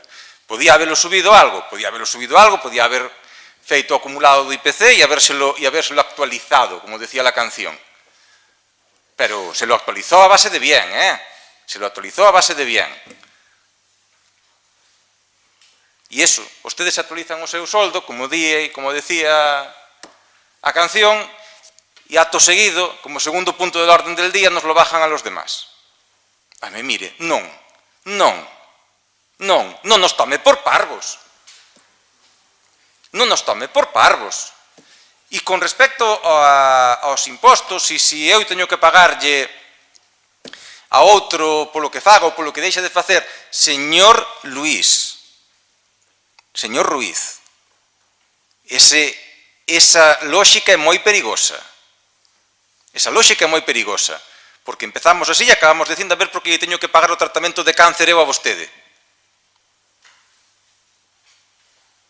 Perdoe pola reducción ao absurdo, pero é así. É basicamente a lógica neoliberal que se aplica en algúns países, que se usted non tiene dinero, se muere. E eu creo en un país social, en onde todos aportemos para o ben de todos. Unha cuestión de concepto. Non sei se se dá de conta. Remato. As subidas que traen, a min gustaríame debater se poderían haber sido máis progresivas, se se poderían haber aplicado ao longo da legislatura. Pero non.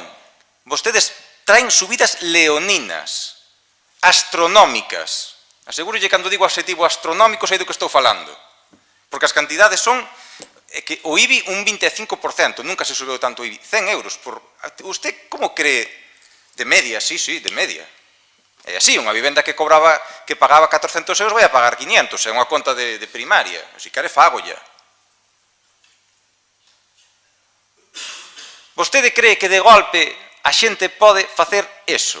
A vostede facíanlle falta os cartos e simplemente, en vez de buscar a forma máis larga, o camiño máis longo e o mellor para os veciños, que era mirar onde podía aforrar, directamente tirou de collerlles a carteira e liquidarlle os cartos da carteira. Eso é o que está facendo vostede. Pola vía fácil. Faime falta 1 millón de euros, pois que o paguen os veciños. Pero eso é xestión. Iso é xestión. O que nos están traendo vostedes aquí. Pero de verdad, señor Ruiz, de verdad, non se sinte mal. Non se sinte mal cando vostede lle está poñendo semellantes subidas de impostos á xente en tan pouco tempo. En serio, ca man no corazón, non se sinte mal. Non lle doe. Sabe o que é para unha familia, ao millor, que cobra o salario mínimo, ter que pagar 100 euros máis de IBI? Non son 4 pesos, Vai a ser un pau importante, verá vostede cando cheguen os recibos á casa. Por certo, un dos impostos máis inxustos que hai, o IBI, porque non valora a realidade económica actual dunha persona, simplemente se ten unha casa e onde a ten, onde lle tocou tela a veces. E vostedes o subiron como nunca se subiu. E agora, igual, a tasa de ocupación, que tampouco, a tasa de primeira ocupación, que tampouco valora a realidade económica de nadie. Impostos que non son progresivos xa por puro concepto. E así, nos fan un desglose de 400 metros cuadrados, 200 metros cuadrados. Prácticamente todo o mundo vai, no mellor dos casos, subirlle casi o triple. Que clase de progresividade? Non lo hacemos progresivo. Sí, al que menos le va a subir, casi o triple. Que progresividade é esa? Non, mire, sinto moito, estáme decepcionando bastante como están levando vostedes a legislatura, como solucionan vostedes os problemas económicos, a base de que a xente se apreta o cinturón, afloxe a carteira, e polo menos se deran exemplo, pois aínda terían autoridade moral para vir a pedirlle a súa xente. Pero como non o dan, lle digo, me parece indigno, non solamente vamos a votar en contra, sino que nos opoñemos frontalmente a esta nova tasa que vai ir aos veciños de Boiro. Ben podían aforrar do que lle subiron do IBI para aforrar de subir esa tasa. Moitas gracias. Moitas gracias, señor Piñanes. Señor Suárez, ten a palabra. Gracias, señor presidente. Bueno, vou ser moi breve porque ao discurso demagóxico que fixo o señor teniente alcalde non vou entrar. Simplemente dicir que me parece moi grave que un concelleiro teniente de alcalde do Partido Socialista Obreiro Español pois tanto veña así a dicir resumidamente que o que queira algo que o pague. Evidentemente, para ter servicios públicos hai que pagar impostos, eso ninguén o nega. Pero o que vimos a falar aquí é o que expuxemos xa cando empezou esta continua subida de tasas e de impostos e cando foi do IBI, é que para a veciñanza de Boiro eran socialmente inxustas estas subidas. Todas as que están facendo. E a do IBI tamén, porque xa están a maiores sufrindo o pago da suba dos precios. Non é o mellor momento. E, sobre todo, se este goberno fixera unha política de contención do gasto, pero non é o caso, porque a vostedes como goberno de verdad que non se lle ocurre en nada máis que aforrar ou que apertar o cinturón para non terlle que subir impostos e tasas continuamente aos veciños? Porque a min ocurrense unhas cuantas cousas, Ao mellor hai que analizar cal é a política de contención do gasto, porque ao mellor é que non a teñen, E non fagan demagoxia, por favor. Todo o mundo sabe que para ter servicios hai que pagar impostos. Eso é unha cousa, e o que levan facendo vostedes durante toda a legislatura é outra cousa ben diferente. Muchas gracias, señor Suárez. Segundo turno de intervención, señor García Díaz, tenga a palabra. Muchas gracias, señor presidente. Bueno, cando veo o tema do IBI, eu anunciei que benvidos ao inferno fiscal socialista, que iban seguir ca subida de impostos, de tasas e tal.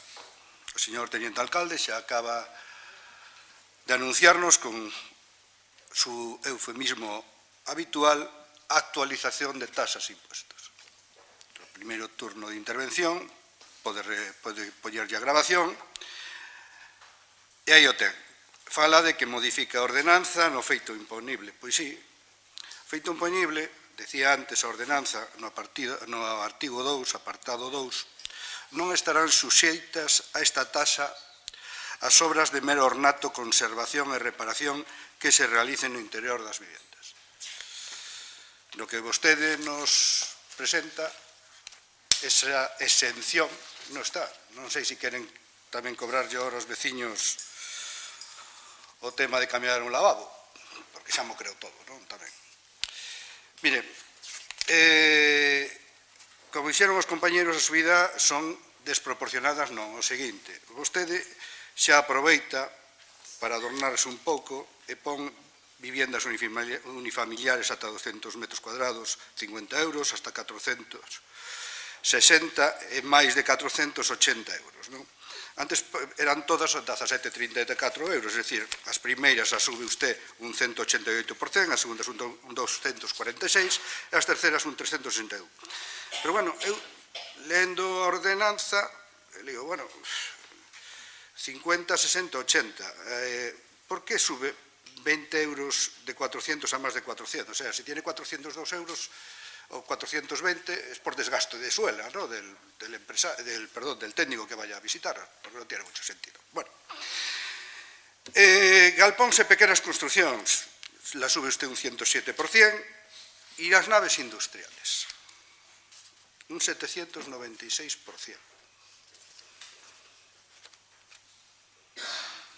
Mire, cuando uno se presenta a las elecciones y las gana y gobierna, y no estuvo gobernando antes, yo entiendo muchas cosas, porque yo lo sufrí, y pueden encontrarse con una situación económica caótica, ¿no? Y a veces no queda más remedio que tocar ciertos impuestos para cuadrar los números. Ustedes no acababan de tal, ustedes viñan de gobernar, ustedes prometeron durante a campaña electoral que non iban a subir tasas e impostos, e a realidade é esta. Pero mire, a subida, a modificación desta tasa é o chocolate do loro. É o chocolate do loro. Para mí é a subida do usurero. O informe que lle fai aquí a tesoreira, según os datos do ano 2023, que a tasa que tiñan antes, bueno, que a tasa actual, ¿no? Porque ainda non está aprobada, se recaudarían 263,86 euros. E agora pasa, que a tasa actual pasarán 1.230. Eu, por digo, é o chocolate olero e a do usurero, non? O sea, me parece máis que nada unha chulería, dicir, dixen que vou actualizar, e vou actualizarlas. E aí vai. E isto, que é o chocolate do loro, a efectos de números, de grandes números de presupuestarios, bueno, lo traen. Lo que está bien es lo que me gusta que ha ratificado lo que yo dije, que va a seguir con ello. Lo negaron en su momento y hoy acaba de decir que va a seguir. Claro que sí, la siguiente será el agua, vendrá el alcantarillado, recogida de basuras, etcétera, etcétera, etcétera, etcétera. Vai a convertir Boiro nun inferno fiscal. Pois, bueno, nos vamos a votar en contra, faremos alegacións, entendemos que esa exención debe constar como estaba hasta ahora no feito imponible e así o reflexaremos na mesma. Xa lle digo, non entendo Ás veces as cousas non as entendo, porque además é eso, esta é unha tasa menor, unha tasa menor. E cando din que non, es que hai que, oiga, son 1.000 euros, es que non llega a los 1.000 euros. A recaudación, cos datos do ano pasado. Xa digo, a mí me parece xa que vai un que dice, voy de sobrado e lo subo, por mis bemoles. Esa é a realidade. Moitas gracias. Señor García Díaz. Señor Ruiz, ten a palabra. Gracias ao portavoz do Partido Popular polas formas.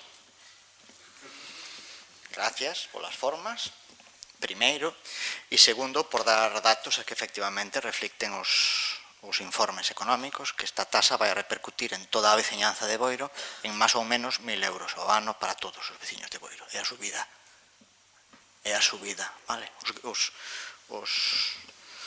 aspaventos é, bueno, pois eso, pois unha tasa menor de máis ou menos 1.000 euros de diferencia co ano pasado.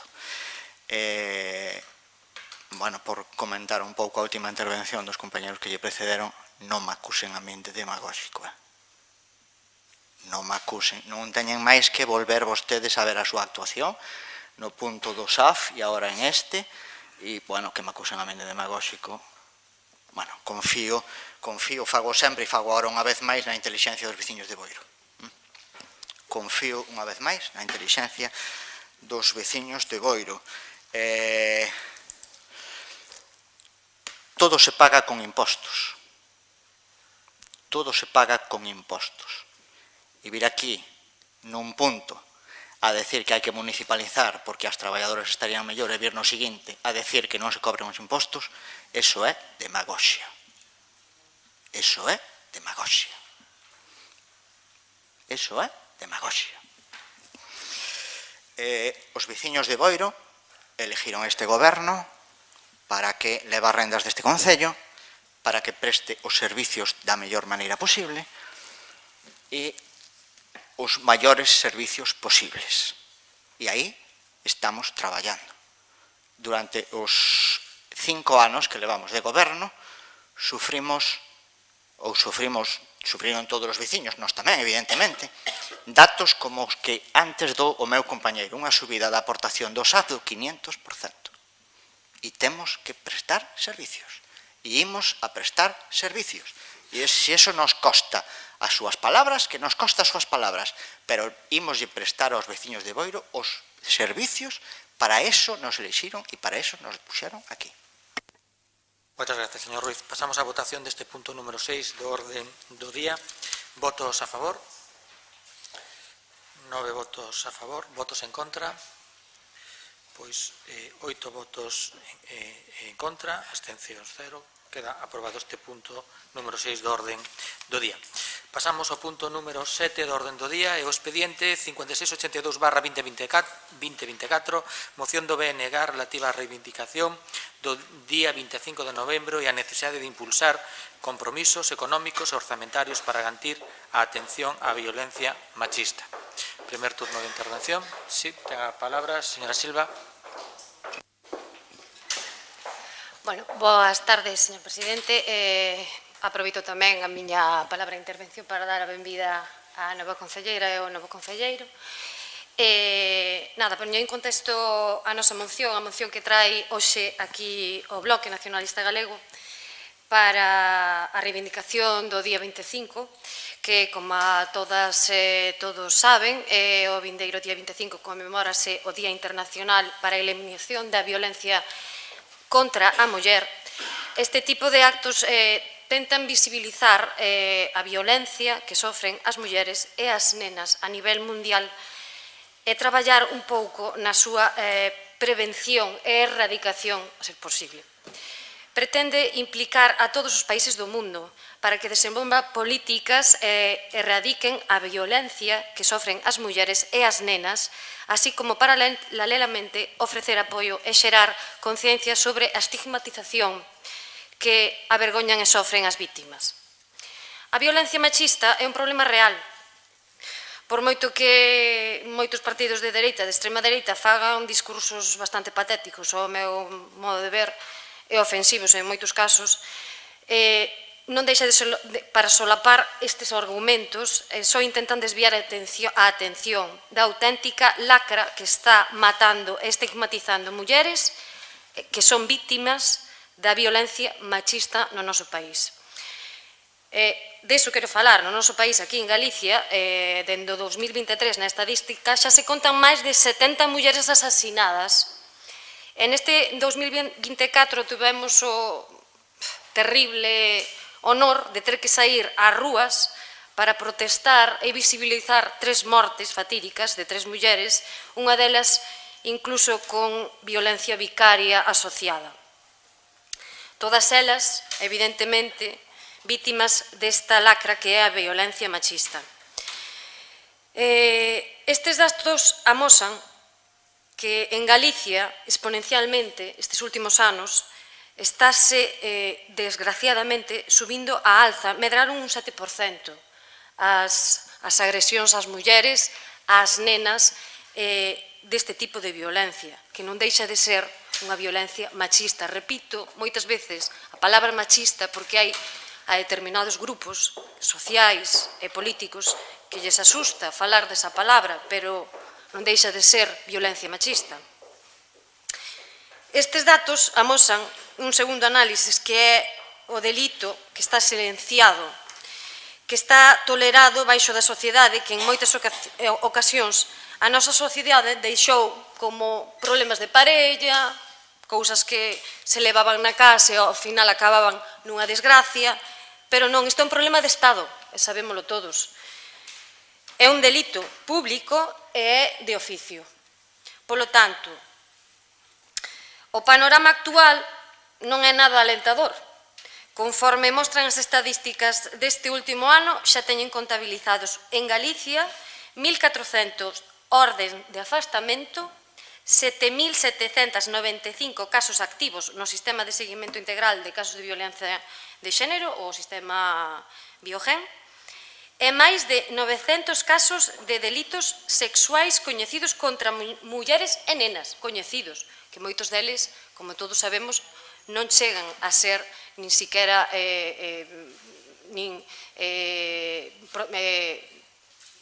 utilizados pola estigmatización que teñen estas mulleres. O maior porcentaxe acadado na historia. Ante estas cifras, temos nós, claro, que temos unha responsabilidade social e institucional que temos que asumir todos e todas, de maneira colectiva e individual. Eu vexo que cada día a figura da muller síguese sexualizando, volvese a estar patente na sociedade, nas redes sociais, volvémolo a ter nos medios de comunicación. Creo que é algo que non se nos escapa a nadie, a todos nos preocupa, a todos e a todas nos preocupa moito, por nós, polas mulleres, polas nosas fillas, polo noso futuro. Por eso mesmo, estamos fallando como sociedade, temos que asumilo.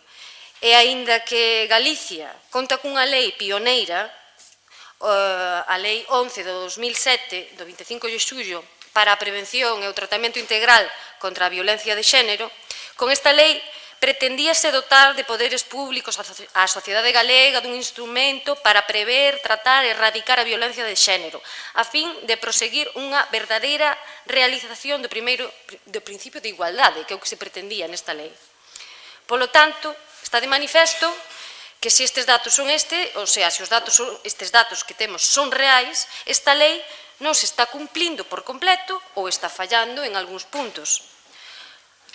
Algúns xa están de manifesto que son a inasistencia psicolóxica das vítimas, os recursos dos centros de proximidade, como son os centros de información á muller, que, como sabemos, son de titularidade municipal e a Xunta segue sen abordar a mellora do seu financiamento. E, por último, e non menos importante, o simbolismo que implica a supresión por parte da Xunta da Secretaría de Igualdade, que a min pareceme un delito. Por tanto, máis alá de facer un acto simbólico que se vai a facer o día 25, encher as rúas con lazos de morados e bandeiras e poñer colorinchos no Concello, que a min pareceme moi ben e non deixa de ser unha reivindicación e fai visible esta lacra social, temos que poñer en recoñecemento os problemas reais que hai e, polo tanto, pedimos ao Pleno e ás concelleiras e concelleiros que nos apoien nesta emenda que expoñemos. Esta emenda moción que o Bloque trae aquí. Polo tanto, instamos á Xunta a adoptar prioritariamente as seguintes medidas: aportar e dotar orzamentariamente un plan de reforzo de recursos de persoal necesario para poder representar a atención precisa á saúde mental na sanidade pública e dar cumprimento ao mandato de prestar atención á asistencia psicolóxica para as vítimas de violencia como un servicio de atención primaria en coordinación coa atención especializada naquelas áreas sanitarias.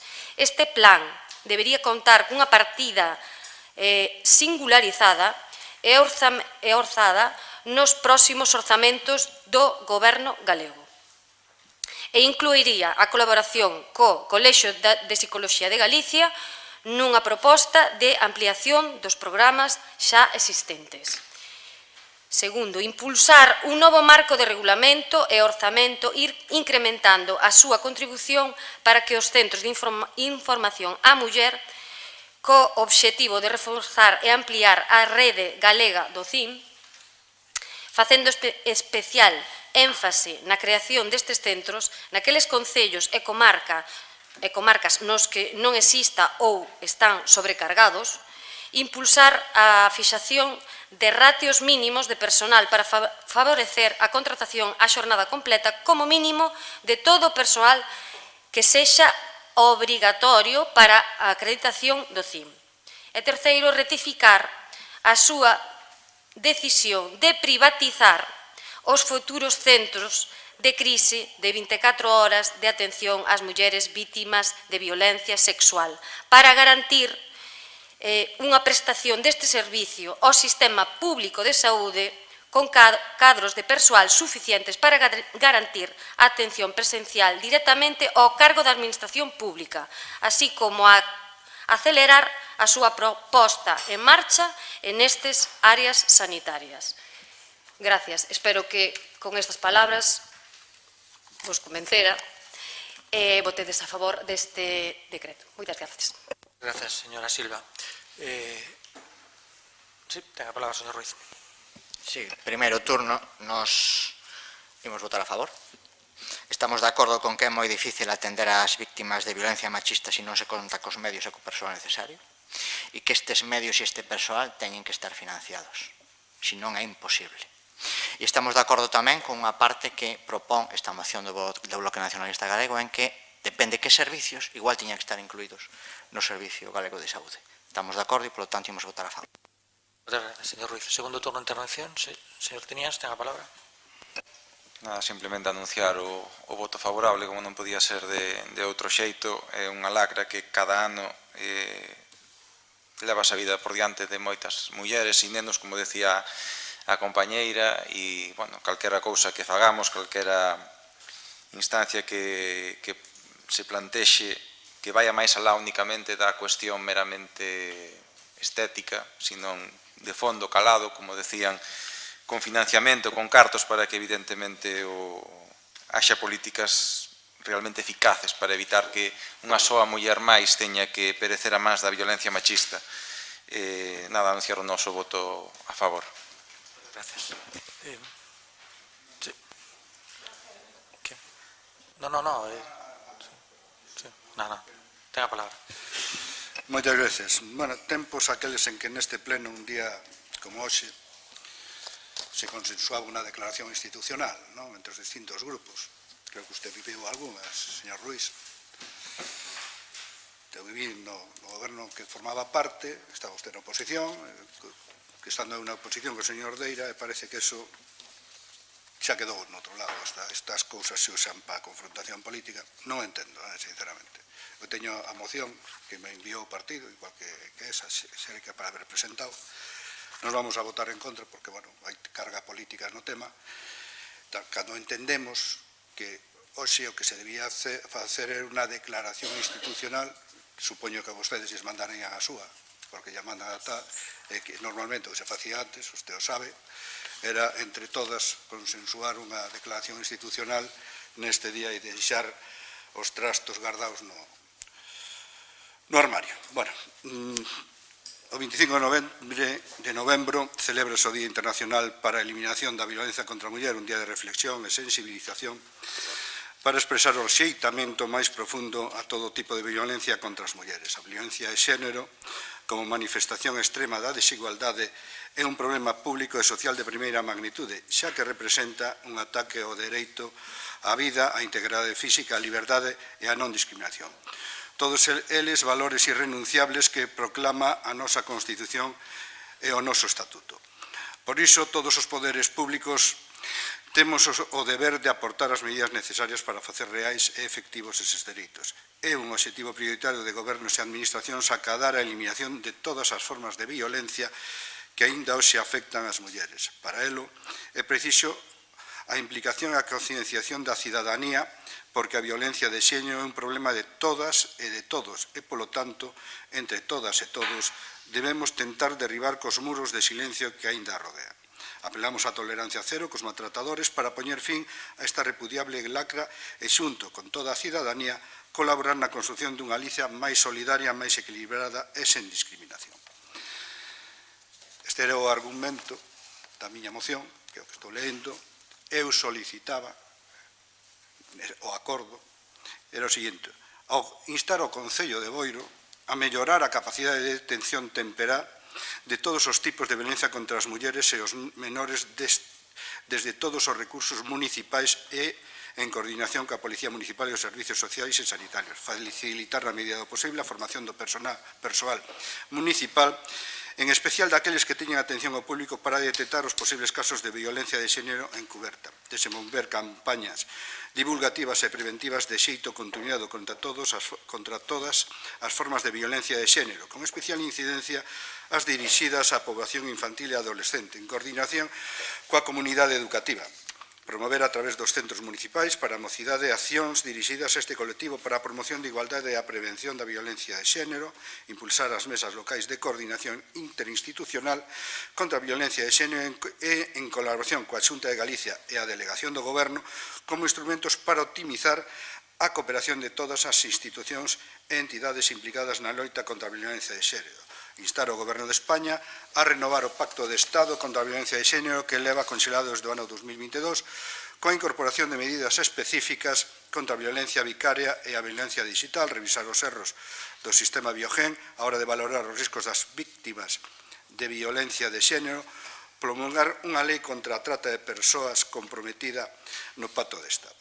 Instar a Xunta de Galicia a poñer en marcha liñas formativas e de asesoramento a profesionais e familias para a prevención e detención de abusos a mulleres con discapacidade, reforzar e ampliar os recursos, servizos e prestacións exixentes a dispor das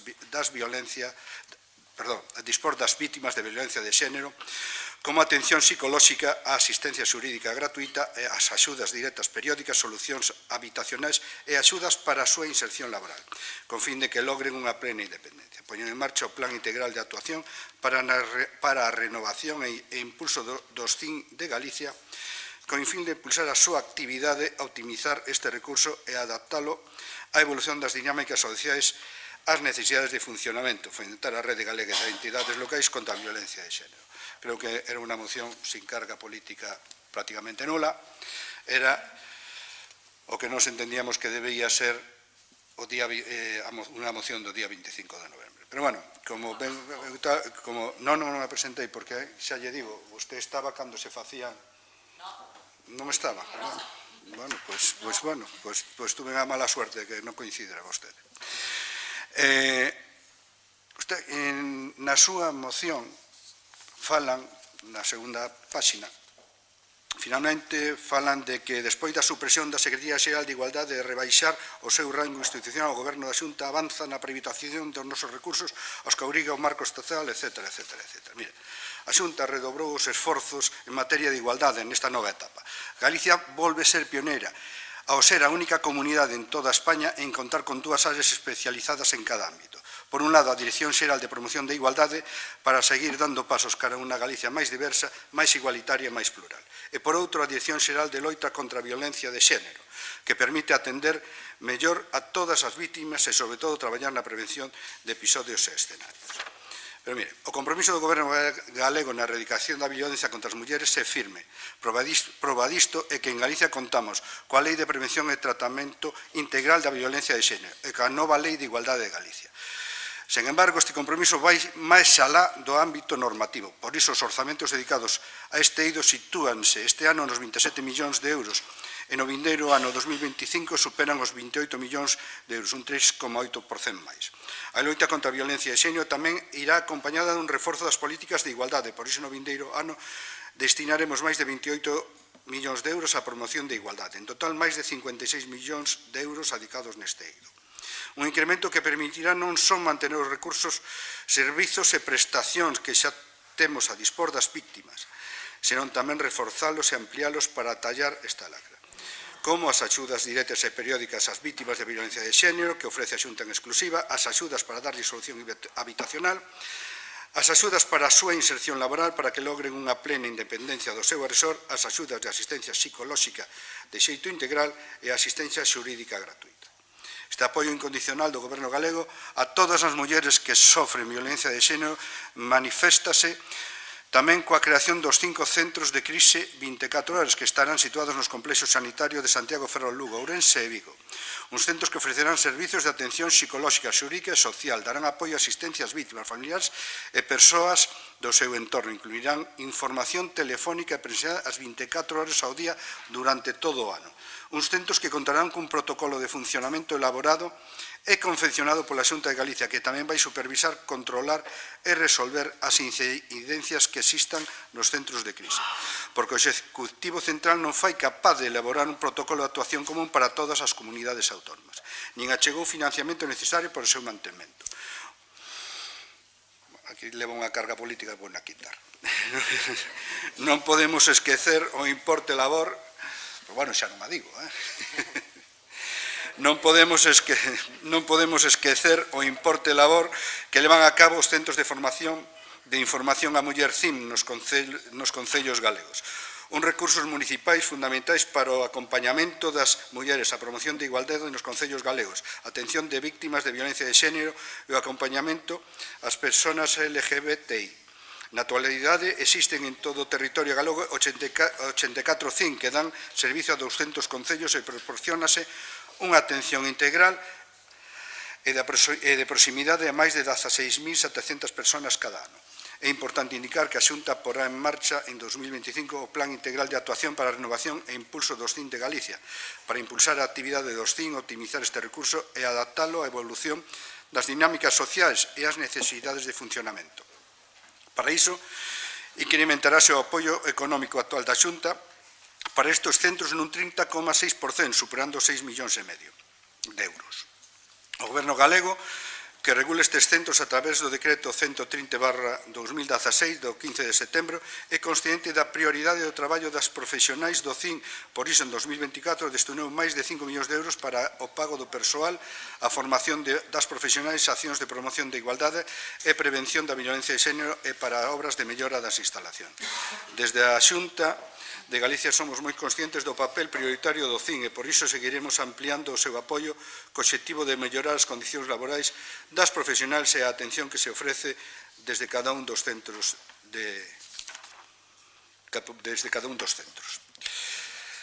A transversalidade da loita contra a violencia de xénero nos leva a colaborar estreitamente cos que están máis preto das vítimas, os concellos e as entidades do terceiro sector. No caso dos concellos, contamos coa rede de entidades locais contra a violencia de xénero, con 224 municipios e mancomunidades adheridos, e no marco da que se teñen constituído xa 112 mesas locais de coordinación. E o traballo conxunto que realizamos coas universidades galegas para desenvolver medidas de sensibilización e prevención como cursos, xornadas, actividades ou investigación. Outros dos recursos públicos de proximidade son os centros de información á muller, que ademais de sensibilizar e prestar asesoramento, axudan a detectar moitos casos que pasan inadvertidos, sendo unha das comunidades autónomas con centros de información a muller. Tamén destacan as campañas de sensibilización que a Xunta de Galicia leva a cabo para concienciar contra as violencias machistas en todos os ámbitos da sociedade en todas as idades. Por outro lado, en xaneiro deste ano, aprobamos o protocolo contra as agresións sexuales LGTBI fóbicas nos espazos de lecer nocturno, co obxectivo de potenciar a cultura de tolerancia cero ante calquera agresión discriminatoria nestes espazos.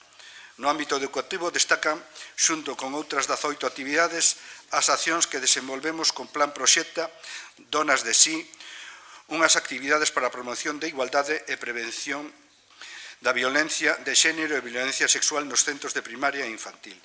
Neste sentido, é importante destacar o labor que desenvolven os centros Quérote máis, con obradoiros de prevención de violencia de xénero, bo trato, sexualidade, benestar emocional e diversidade sexual. É o traballo conxunto entre centros Quérote e os dinamizadores de xuventude dos espazos xoves para a concienciación e igualdade da mocidade. Tamén destacamos o proxecto piloto para a promoción de igualdade Punto Lila e Arco da Vella, nun dos lugares de maior concentración de mocidade do verán, como son os festivais de música, recibindo este ano máis de 15.000 personas. Nada máis. Moi ben, moitas gracias, señor García Diéguez. Ten a palabra o señor Ruiz, segundo turno. Co permiso das compañeiras do bloque, que son as que presentan a moción, non quero pasar a oportunidade para comentar a situación que se está a producir, que son boas palabras por parte do Partido Popular e que van a votar en contra. Parafraseando o portavoz do Partido Popular de inferno fiscal, o seu sería o inferno das mulleres, porque sempre, claro, porque sempre acaba de facer vostede aí lectura. O aumento do financiamento dos centros de información á muller están aquí nesta moción. Está aquí nesta moción. O aumento da financiación aos centros de información á muller. E van a votar en contra. Entonces, claro, detrás desas palabras, pois hai un voto en contra. E sempre é así. Entón, non me gusta quitarlle protagonismo a quen presenta a moción, pero non me quedaba o corpo ben se non dicía isto que estou dicindo, que queda retratado unha vez máis o Partido Popular detrás das boas palabras e dos feitos como son votar en contra dunha moción que non trae nada máis que búsqueda de financiamento, nada máis que eso, para atender ás víctimas de violencia de xénero. E unha vez máis queda retratado o Partido Popular. Moitas gracias, señor Ruiz. Vamos a pasar a votar o punto número 7 do orden do día. Votos a favor. 12 votos a favor. Votos en contra. 5 votos en contra. Abstencións 0. Por lo cal queda aprobado este punto número 7 do orden do día. Moitas gracias. Pasamos ao punto número 8 do orden do día. O expediente 5683/2024. Moción relativa á situación do idioma propio de Galicia e adopción de medidas para a súa normalización. Primer turno de intervención. Sí, señora Silva, ten a palabra. Pois nada, boas noites de novo.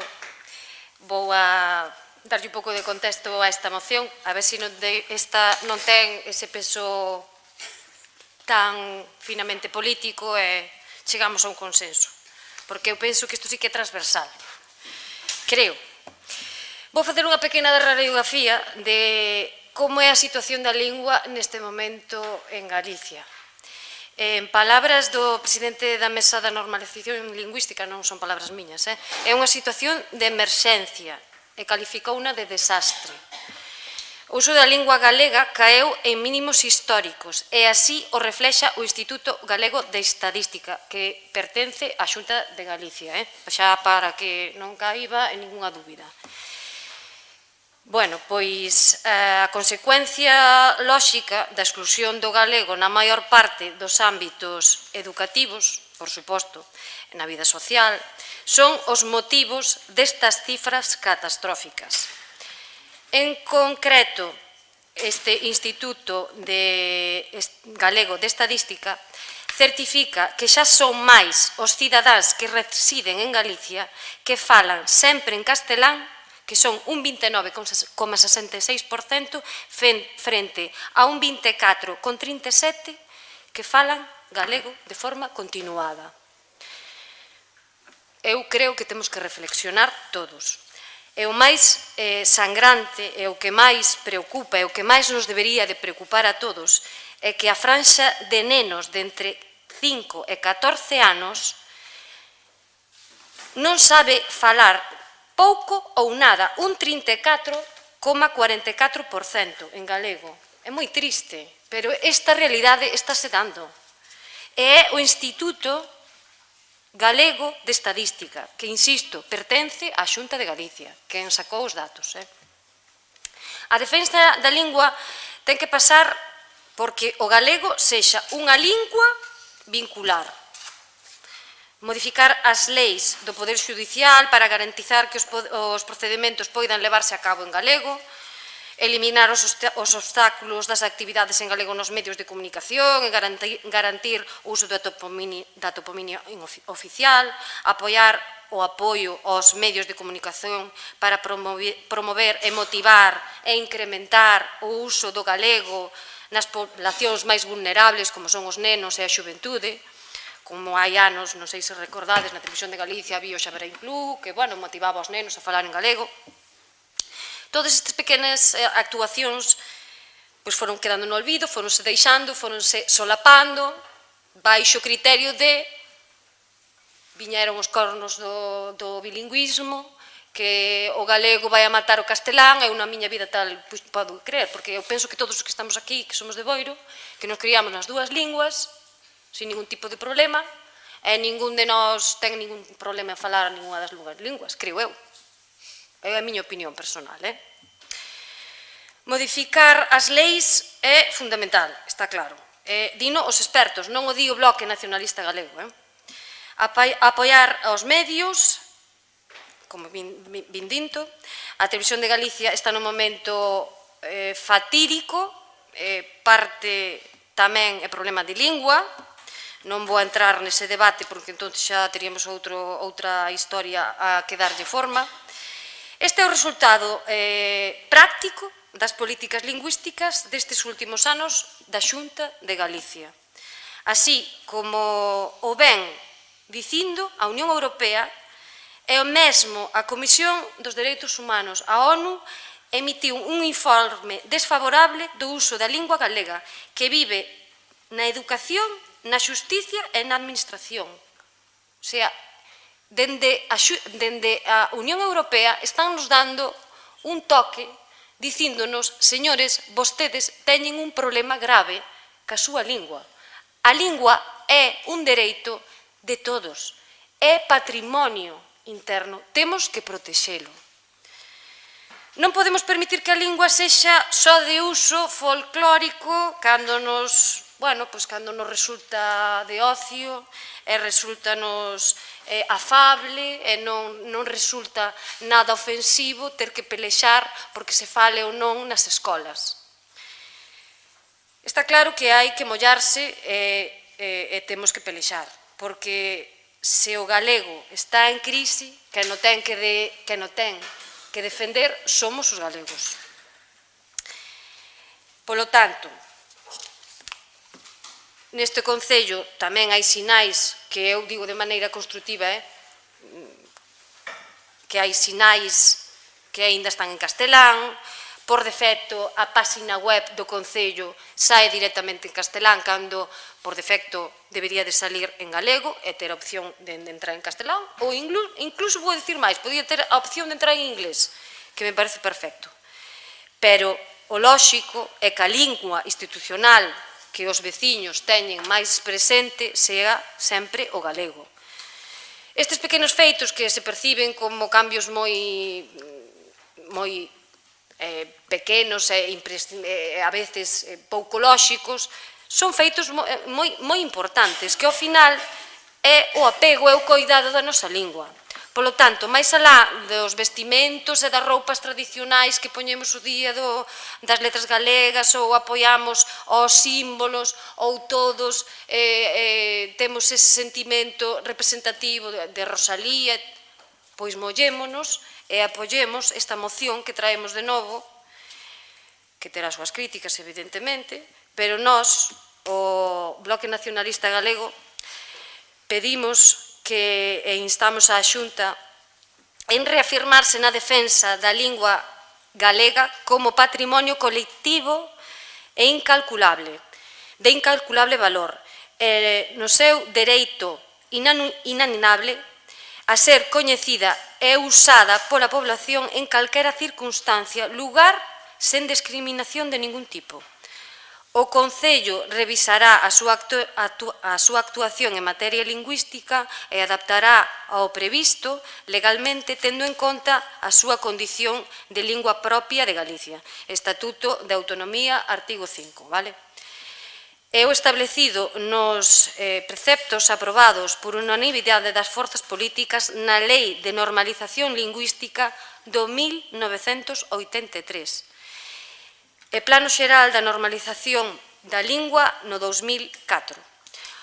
Terceiro, o Pleno do Concello acordará adherirse á plataforma Queremos Galego, entidade social ampla conformada por colectivos de diferentes ámbitos e persoas a título individual que nace da vontade de articular unha ampla proposta plural a prol da lingua e a propia do noso pobo, o galego, de defensa e afirmación dos usos públicos e dereitos lingüísticos xa garantindo pola actual legislación e de progresiva normalización naqueles espazos onde o idioma do noso non goza aínda da presencia desexada. En coherencia con esta decisión, o Concello apoiará activamente as iniciativas sociais promovidas desde esta plataforma. Trasladar este acordo plenario ao Parlamento de Galicia, Concellería de Cultura, Lingua e Xuventude e a plataforma Queremos Galego. Gracias. Muchas gracias, señor Silva. Segundo, ten a palabra, señor Triñanes. Bueno, antes de nada, adiantar o noso voto afirmativo a esta moción que propoñen os compañeiros do BNG, facer un pouco de memoria histórica e de hemeroteca. Cando Boiro Novo tuvo responsabilidades de goberno, creamos a Concellería de Normalización Lingüística, de Lingua, perdón, tiña área de normalización lingüística, creamos esa concellería e levamos adiante cousas tan importantes para a normalización da lingua no Concello como aquela ordenanza da lingua galega na administración local. Topónimos, intentamos rectificar varios dos que había, a veces complicado, saben que incluso despois de 8 anos de goberno do BNG, estou seguro que o señor Deira foi un gran impulsor do galego, ainda lle quedaron algúns pendientes, nós subsanamos tamén algúns, quedaron seguramente algúns tamén pendientes. O tema dos topónimos non é baladí, é importante que nos concienciemos en eso, en que cando lle poñamos o nome a unha rúa ou a un núcleo, que, por certo, ten o Concello de Boiro, na lei, no artigo 10, a responsabilidade da Lei de Normalización Lingüística, a responsabilidade das vías urbanas, que será determinado polo Concello, respetar escrupulosamente a lingua galega. Constame que non se fai e que incluso hai propostas que van en contra desa medida. Espero que se rectifiquen, non por parte do Goberno, neste caso. Nada máis, volver a suscribir o noso voto favorable a esta moción, como non podía ser de outro xeito. Muchas gracias, señor Triñanes. Señor García Dieguez, segundo turno. Ten a palabra. Muchas gracias, señor presidente. Bueno, a transversalidade ya vou a ler. Este é o BNG. Ahora apuntei algunhas cousas BNG.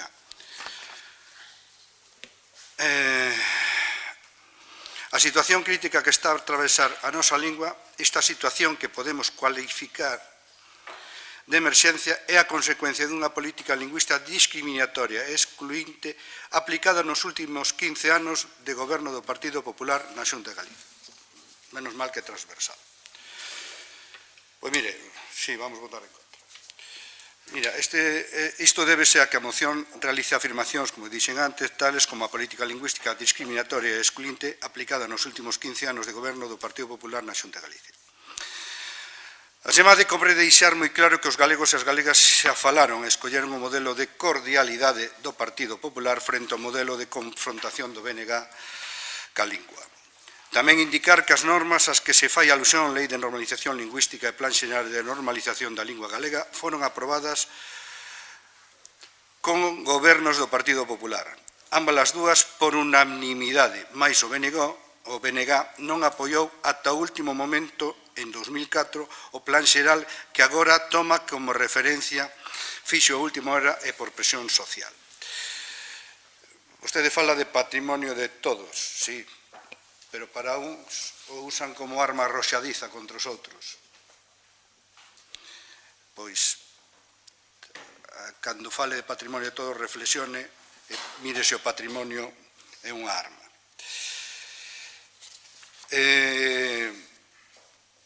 Usted nos fala de expertos do bilingüismo, di que hai problemas, etcétera, etcétera. Nos fala do Instituto Galego de Estadística. Pois mire, a enquesa realizada polo Instituto Galego de Estadística sobre o uso da lingua galega amosa que continúa a ter unha presenza social moi relevante. É a lingua cooficial maioritaria no territorio. 7 de cada 10 persoas comunícanse en galego, 69,25%. Son 29,20% da poboación manifesta utilizar únicamente o castelán. Os datos avalan a política lingüística da Xunta ao reflectir que o galego é o idioma con niveis de competencia máis elevados de todas as comunidades autónomas con lingua cooficial. O 93,37% da poboación entende, o 96,35% sabe o ler, o 94,62% sabe o falar, o 84,35% sabe o escribir. Por franxas de idade, compre destacar que, en canto a ensinanza do galego, aprenderon a falar a lingua na escola o 95,74% das persoas entre 5 e 29 anos. Ademais, no tramo que vai dos 15 aos 29 anos, a enquisa reflicte que saben falar moito ou bastante galego no 84,52% dos casos. Son 16,60% das persoas manifestan saber falar pouco ou nada en galego. O aumento de castelán falante recollido na enquisa está directamente influenciado pola chegada de novos galegos. O número de persoas non nacidas en Galicia aumentou en 115.000 nos últimos 5 anos. Somos conscientes desta nova realidade, por iso ofreceremos máis de 100 cursos para este colectivo. O galego segue a ser lingua maioritaria entre as persoas nacidas en Galicia. En Galicia a lingua non é un problema. A Xunta non pode ser de outro xeito, é a administración máis comprometida coa preservación deste tesouro. Por iso, fomos os primeiros en propoñer un pacto pola lingua que permita prestixar o seu uso, para o que xa temos, xa está convocada os grupos parlamentarios o 24 de outubro, e creo que neste mes vai outra convocatoria para seguir co mesmo. Gracias, señor García Díaz. Segundo turno de intervención, señor Ruiz, ten a palabra. Gracias, señor presidente. Hoxe salía o director xeral de Normalización Lingüística dicindo que estes datos eran certos, vale? Que os datos que reflicte que se acaban de coñecer, que o uso de galego está a ser minoritario, está decaendo o seu uso, que isto era verdad. E isto tennos que preocupar. E isto é o resultado de anos e anos e anos de políticas do Partido Popular. Entonces temos que aclararnos. Se é que o que queren vostedes é que o galego se fale máis, entonces cambien vostedes de rumbo porque o resultado teñeno encima da mesa. Os datos é que estamos peor que nunca. Se o resultado que queren vostedes é este, entonces quiten a careta e digan que sí, que perfecto, que canto menos se fale galego, pois perfecto, pero a doble moral de que queremos que se fale galego e despois presentar estes resultados, eso non pode ser. Nos imos aprobar a moción que nos presentan as compañeras do BNG incluso ca adhesión que nos fan á plataforma, aínda que por parte do BNG teño que dicirlles que o uso que fan vostedes desa plataforma non, digamos que non estamos totalmente de acordo, fan un uso partidista desa plataforma. O PSDG, dende a creación da plataforma, asisteu sempre que se lle convocou a esa plataforma. Nós non imos con bandeiras. E iso fai un flaco favor. Por favor. E iso fai un flaco favor á plataforma. Deixen de politizar a plataforma. Nós, repito, vamos a aprobar a moción tal como vostedes a presenta, pero deixen de politizar a plataforma, que lle fan vostedes un flaco favor. Muchas gracias, señor Ruiz. Pasamos á votación deste punto número 8 do orden do día. Votos a favor. 12 votos a favor. Votos en contra. 5 votos en contra, abstencións, polo cal queda aprobado este punto número 8 do orden do día. Pasamos ao punto número 9 do orden do día, o expediente 5684/2024, moción que presenta a Asociación Cultural e de Tradicións Mariñeiras ao Pleno da Corporación do Concello de Boiro. Bueno, vou a ler a moción, tanto a exposición de motivos como as propostas, e daremos palabra en primer turno a Antón Vidal Sánchez, que ven en representación da Asociación Cultural e de Tradicións Mariñeiras Gamela de Cabo de Cruz. Bueno, empezamos. Exposición de motivos. O Centro Social de Cabo de Cruz sempre foi unha das loitas do pobo por dignificar no ámbito da cultura a vida dos residentes na parroquia do Castro. No mandato do goberno municipal de 2003 a 2007 aprobouse a construción dun centro social no Cabo da Cruz, o cal se executa no mandato seguinte co mesmo alcalde do goberno anterior. Aínda sen completar salas, espacios interiores e mobiliario para a prestación de servicios ás veciñas e os veciños do Castro, o centro comeza a funcionar cunha traballadora do Concello ao fronte ata o pasado outubro do 2023, cando o actual goberno comunica que o Centro Social de Cabo de Cruz permanecerá pechado ata novo aviso, e así segue. Aclaramos que dende a súa apertura os distintos gobernos que viñeron non interviron un só euro para o remate do edificio nin para o seu mantenimento ou reparación, traendo as consecuencias de deterioro que agora vemos. Diante desta situación de abandono e peche do centro social, veciños e veciñas da parroquia do Castro apelamos aos dereitos que a Constitución que nos otorga. O dereito dos cidadáns a non discriminación por lugar de residencia, o dereito dos cidadáns á igualdade, os dereitos dos cidadáns ao acceso á cultura, a obriga dos poderes públicos goberno do Concello de Boiro a promover a cultura no seu ámbito territorial. A todo elo pedimos ao Pleno da Corporación do Concello de Boiro que tome en consideración a presente moción e vote a favor das seguintes propostas. Primeiro, reabrir de inmediato o Centro Social do Cabo da Cruz e poñer ao fronte del a unha persoa técnica de cultura que promocione e dinamice actividades socioculturais para as veciñas e os veciños do Castro de Cabo de Cruz. Segundo, elaborar un proxecto con orzamentos e prazos de execución para a finalización e equipamento das dependencias do Centro Social e reparación integral do edificio. Terceiro, equipar todas as dependencias do Centro Social con mobiliario suficiente e adecuado ao uso previsto de cada aula, despachos ou salas. Polo cal, vamos a dar a palabra a Antón Vidal Sánchez en primer turno de intervención. Sí, xa lle levan agora un micro aí. Si se pode acercar un poquinho hasta aquí, pois lo agradecemos.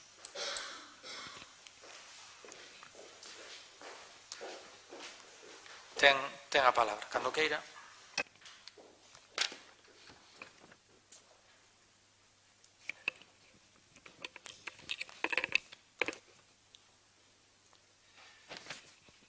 Ben, boas noites, señores e señoras concelleiras, señor alcalde.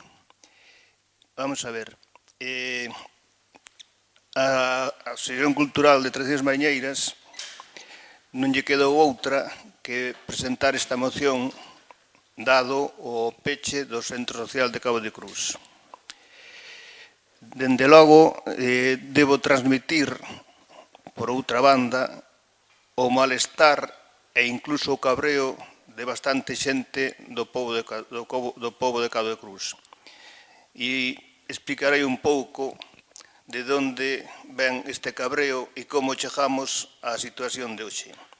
Resulta que, históricamente, o Cabo de Cruz foronlle retirados os servicios que tiña ou negado outros, así como, nun breve resumen, pois xa hai uns anos a delegación do Instituto Social da Marina empezou a traballar en Cabo de Cruz e acabou en Boiro. A Casa do Mar, que debía ser nun porto, acabou nunha playa. Temos, por outra banda, tamén o nulo desenvolvemento urbanístico do Cabo de Cruz, que obligou a moita xente, a moitos mozos e mozas, a deixar o seu pobo. Non se ten feito ningún espacio, ninguna rúa para poder facer vivendas alá. Unha das discriminacións máis fastidiadas para bastante xente foi que si nos levaron un servicio de moto propio, sin pedilo, que consisteu na depuradora de aguas residuais para Cabo. Co que conseguiron foi estragar un sitio, un punto do territorio que vai incluído no propio nome do pobo. É dicir, que deixaron ao pobo con un cacho do seu nombre, pois polo chan, polo lixo. E outra das cousas que moito máis recientes é que o Museo do Mar, que empezou a funcionar hai anos en Cabo de Cruz, nos últimos 2 anos trasladouse para outra localidade. Con todo isto, e moito máis que se podería explicar, eu entendo perfectamente o cabreo do noso pobo. Ben, paso entonces a ver o tema do peche do centro social. Vamos a ver, viñamos tendo un servicio. Había unha persoa que estaba ali para abrir todos os días, en horario de traballo do Concello, o centro social. Da noite para a mañán, pois, se retira esa persoa e o centro social queda pechado. Si, aclaro xa que en algún momento, vamos a dicir, en algún momento as portas do centro social están abertas. E cando están abertas? Cando chega o señor que leva a oficina da Asociación de Veciños, abre o centro social para ir ao seu traballo. E entonces está aberto. Nos comentan ou nos falan que o centro social se pecha por pouco uso. Bueno, pouco uso, efectivamente. Pero nos preguntamos, a que pode ir a xente ao centro social cando está sin rematar? Pode ir alguén á biblioteca do Centro Social de Cabo de Cruz? Entendo que non, é un espazo que quedou para a biblioteca, pero só están os ladrillos e o chan, a placa de cemento. Pode ir a xente a sentarse, asistindo a un acto no salón de actos, e sentarse nunhas cadeiras de plástico. Iso é viable? Pode ser en algún momento, pero non vexo moi dispostos a estar ali a sufrir escoitando algunha conferencia ou algo. De feito, ainda nin esas sillas de plástico son suficientes, xa que en algunha ocasión os nenos do Colexio Baliño que realizaron ali algún acto de fin de curso ou similares tuveron que levar sillas do seu colexio. E, por outra banda, polo uso, tamén nos preguntamos cantas actividades promoveu o Concello para o Centro Social de Cabo de Cruz. O que ben se leu na proposta de moción que os poderes públicos deben promover o acceso á cultura mediante actos e tal. E tamén outra pregunta que surge é se sacaron a persona, a técnica de cultura de Cabo de Cruz porque facía falta no outro lado e non podían pagar outra. Entendemos que o Concello cobra cada ano sobre 500.000 euros de participación nos ingresos do Estado. Dan para pagar unha persoa para cabo? Posiblemente dean, pode ser que sí. A discriminación do centro social encardínase nas que linga anteriormente, na discriminación histórica. Hai unha débeda histórica con Cabo de Cruz, eso está claro.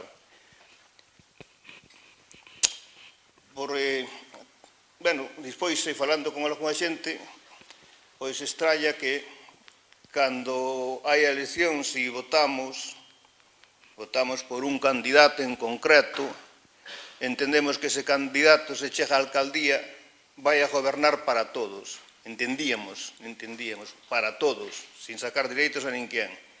Do mesmo modo tamén entendemos que os concelleiros de cada pobo que son elixidos para que traballen por todos os veciños e veciñas ou, cando menos, non perxudiquen ao pobo que os votou. Tamén debería ser así, pero non é o caso. E estes días atrás, o goberno do Estado, por certo presidido por un socialista como o Concello de Boiro, sacan unha campaña que di: accede, crea, goza. Son direitos culturais. Accede á cultura, nos di. Así que o goberno do Estado promove o acceso á cultura e outro goberno do mesmo signo, pois parece ser que non está por esa labor. Pero todo isto, digamos que, como en términos coloquiales, é máis sangrante, xa que recordando o acto aquel do debate que tuvemos previo ás últimas eleccións municipais, presentamos unhas necesidades que había, unhas necesidades de reparación e outras cousas que facía falta para o Centro Social de Cabo de Cruz. E todos os candidatos presentes ali, dos partidos que hoxe están nesta corporación, aceptaron, ben implícitamente, ben tácitamente. Ningún deles dixo que non, nin tan siquiera que o pensarían, non dixo nada. E nos topamos que, en vez de intentar cumplir algunha desas necesidades que se expoñían naquel texto, se pecha o centro social. Insisto en que non deberíamos, a Asociación Cultural non deberíamos ter que chegar a este punto a presentar unha moción para defender un servicio público que o noso pobo xa tiña. Non é que pedamos de novo, pode demorar ou pode ser tal, pero xa tiñamos. É retirar un servicio público de un pobo, deixar a 2.258 habitantes da parroquia do Castro sin o acceso á cultura.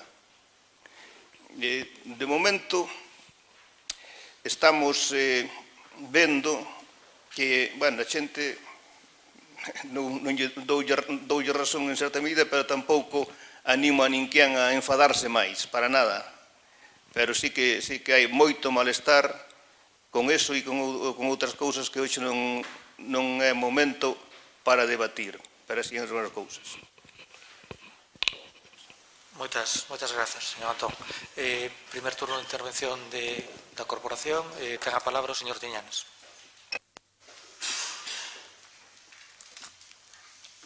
Antón, eu recordo aquel debate, estuve no público e acórdome como todo o mundo, máis tácitamente que implícitamente, asumiu aquelas propostas.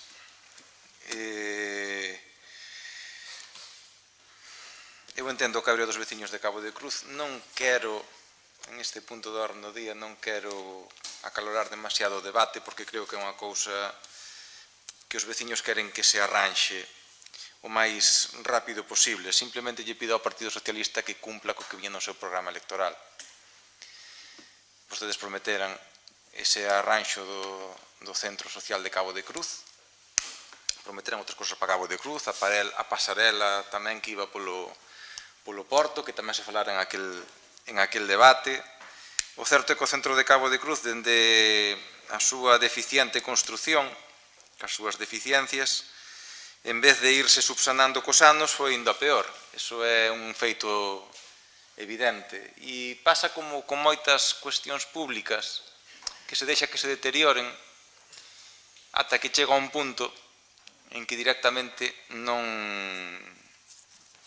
se poden empregar, que creo que é o que pasou en este caso. Falta de interese en facer as cousas. Creo que é unha cousa que con interese pode subsanar. Espero que agora cheguen os cartos, xa que nos lo vai a pedir a todos os veciños que agora lle cheguen os cartos e que alo menos unha parte deses cartos vayan para unha necesidade tan xusta como é a que piden os veciños de Cabo de Cruz. Dende Boironovo suscribimos, como xa fixemos no seu día, supoño que os veciños de Cabo dirán que dende a oposición é máis fácil, pero asegurolle que con todo o noso traballo e o noso esforzo, ademais de apoiar, estaremos aí pendentes de que o goberno se poña as pilas, ainda lles quedan 3 anos de legislatura casi, a ver se antes de acabar a legislatura, por favor, o antes posible, se pode ser o ano que ven, non esperar ao último, teñen isto resolto. Nada máis, moitas gracias. Moitas gracias, señor Tiñanes. Ten a palabra. Gracias, señor presidente. Ben, é aquí outro exemplo, estamos ante outro exemplo de incumplimento deste goberno. Xa vimos que non cumple co que se acorda nos plenos, pero tampouco cumple co que prometen en campaña electoral. Como ben se di aquí, nun acto en campaña organizado por a Asociación Cultural que hoxe está aquí presente, o señor alcalde comprometeuse coas demandas desta asociación. Eran de moitos ámbitos, non tiñan só que ver co centro social, senón que con moitas demandas para mellorar o núcleo do Cabo da Cruz. Pero, entre as do centro social estaban rematar as instalacións, arranxos, dotar de recursos, darlle contido ao centro social, etc. Pois ben, foi empezar esta legislatura e vimos que ningunha desas promesas que ali fixo nese acto de campaña electoral, ningunha desas promesas collía camiño. Pero iso non é o grave. O grave é que vimos que o centro social empezou a desmantelarse cando quitaron dali a técnico que estaba e o centro social se pechou.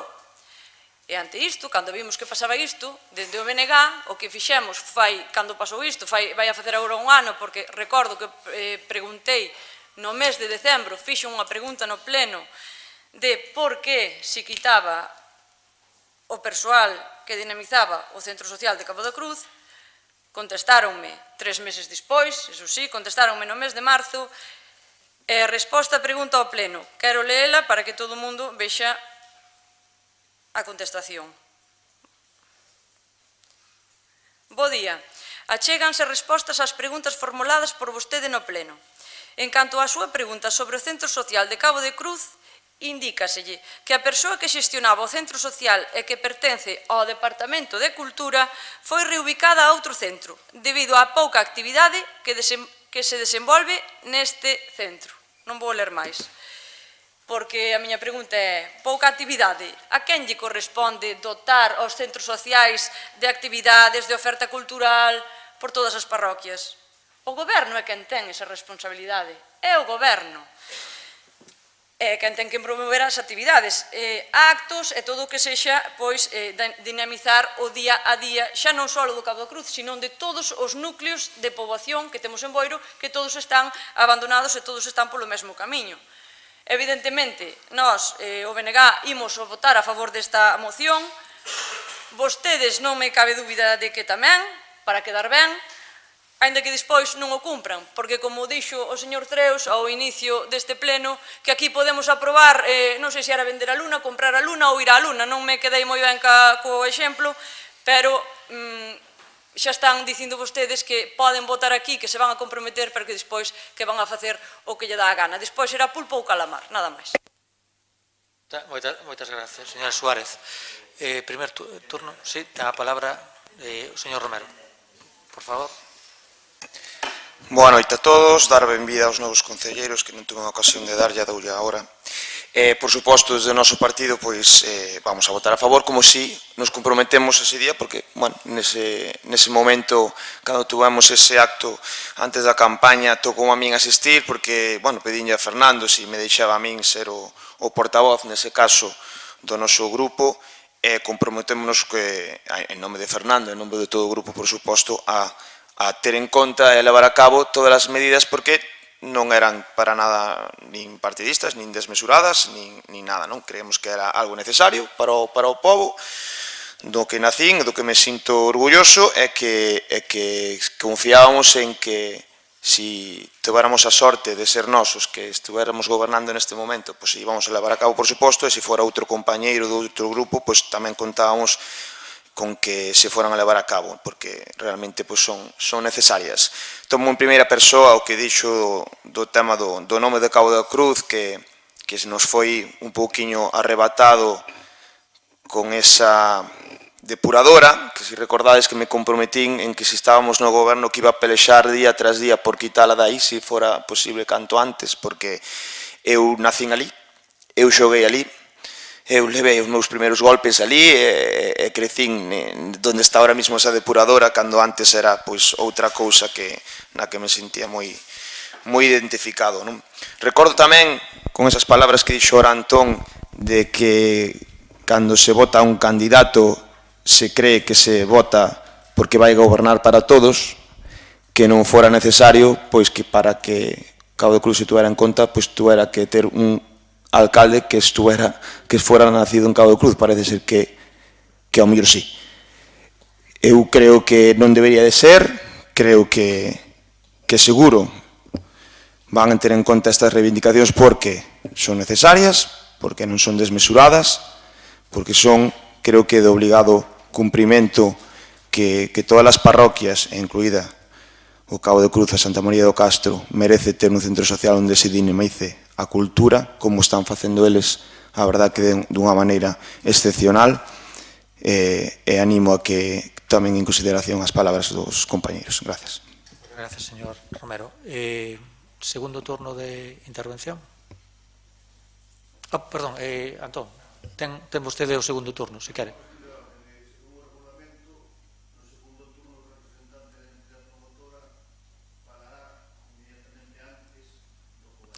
No, vai ser que non. No, está usted equivocado, pero ten vostede a posibilidade de falar no segundo turno, se quere. Se pode ler o regulamento. Non di nada. Estou dando a posibilidade de ter un segundo turno. Ten un segundo turno. Claro, por eso ten o dereito de utilizar o segundo turno e eu lle estou, a ver, eu lle estou... O regulamento di que o representante de entidade promotora no primeiro turno abrirá o primeiro turno e pechará o segundo turno inmediatamente antes do goberno. Eso é a literalidade do artículo. Mire, eu non lle vou a discutir. Estou dicindo que ten o dereito dun segundo turno. Se quere aproveitalo, porque ten un dereito, utilíceo. Se non, doulle paso a... Se quere utilizar o segundo turno. Se pode coller o micro, sí. Gracias. Ben, insisto no tema, pero tiña a idea de felicitar ao goberno, aos concelleiros, porque este iba a ser un acto de democracia real, de democracia participativa, pero vexo que se queda nunha democracia un pouco corta por isto. As normas hai que cumplilas e os que xuraron respetar as leis e todo iso son os que as teñen que cumplir. Eu non xurei tal cousa. Ben, vamos ao tema.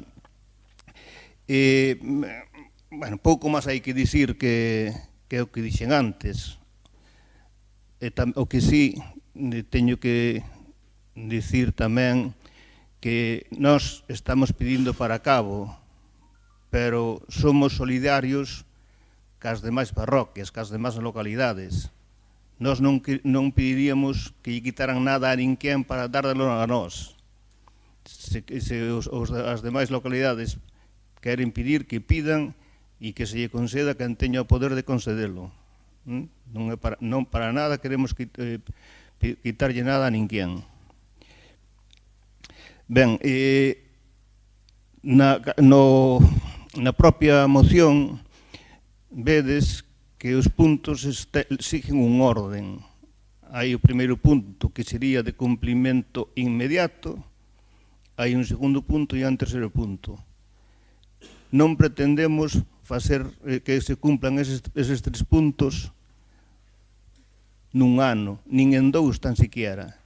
Pero sí que pretendemos é que se tome en serio eso, que se faga unha programación real, unha programación técnica e seria para acometer dunha vez e completar o Centro Social de Cabo de Cruz. Eso sí que se pode facer. Nese sentido, recordar que unha moción deste tipo falla un pouco a literalidade dos puntos, pero foi aprobada no 2007 e foi aprobada por a maioría da corporación, exactamente por 16 concelleiros e unha abstención. E naquele grupo había 8 concelleiros do Partido Popular, había 5 concelleiros do Bloque e había 3 concelleiros do Partido Socialista. E todos eles votaron a favor daquela proposta. Poden haber acudindo a ese pleno de, creo que foi de maio de 2007. E está sin cumplir. Ben, a todo isto, e acabo, que podese dicir o que queira, que xa me imagino que se pode dicir, agradecerlle de verdad a todos os conselleiros e conselleiras que escoiten, porque vexo que sí, que escoitan con interés, e agradecerlle, se é posible, o seu voto a favor da moción proposta. Gracias a todos. Gracias a vostede.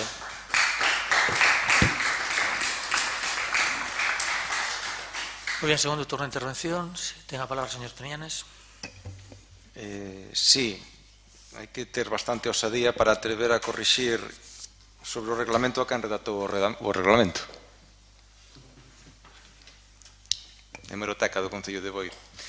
Nada, simplemente, bueno, por certo, os reglamentos, as leis e tal, derivan do dereito constitucional que acabamos de xurar todos, que temos todos o dereito de non únicamente de dictar, sino tamén de acatar. O señor Treus mira para min, seguramente sabe de sobra como funciona o asunto. Ben, nada, simplemente volver a reincidir no noso voto favorable. O Centro Social é a punta do iceberg das necesidades da parroquia de Cabo de Cruz, que eu estaba falando e me estaba recordando, pois eso, o tema do porto, o tema do paseo marítimo que está prácticamente en algúns sitios intransitable, pero é que o do centro de Cabo de Cruz, digamos que é a gota que colma o vaso, non?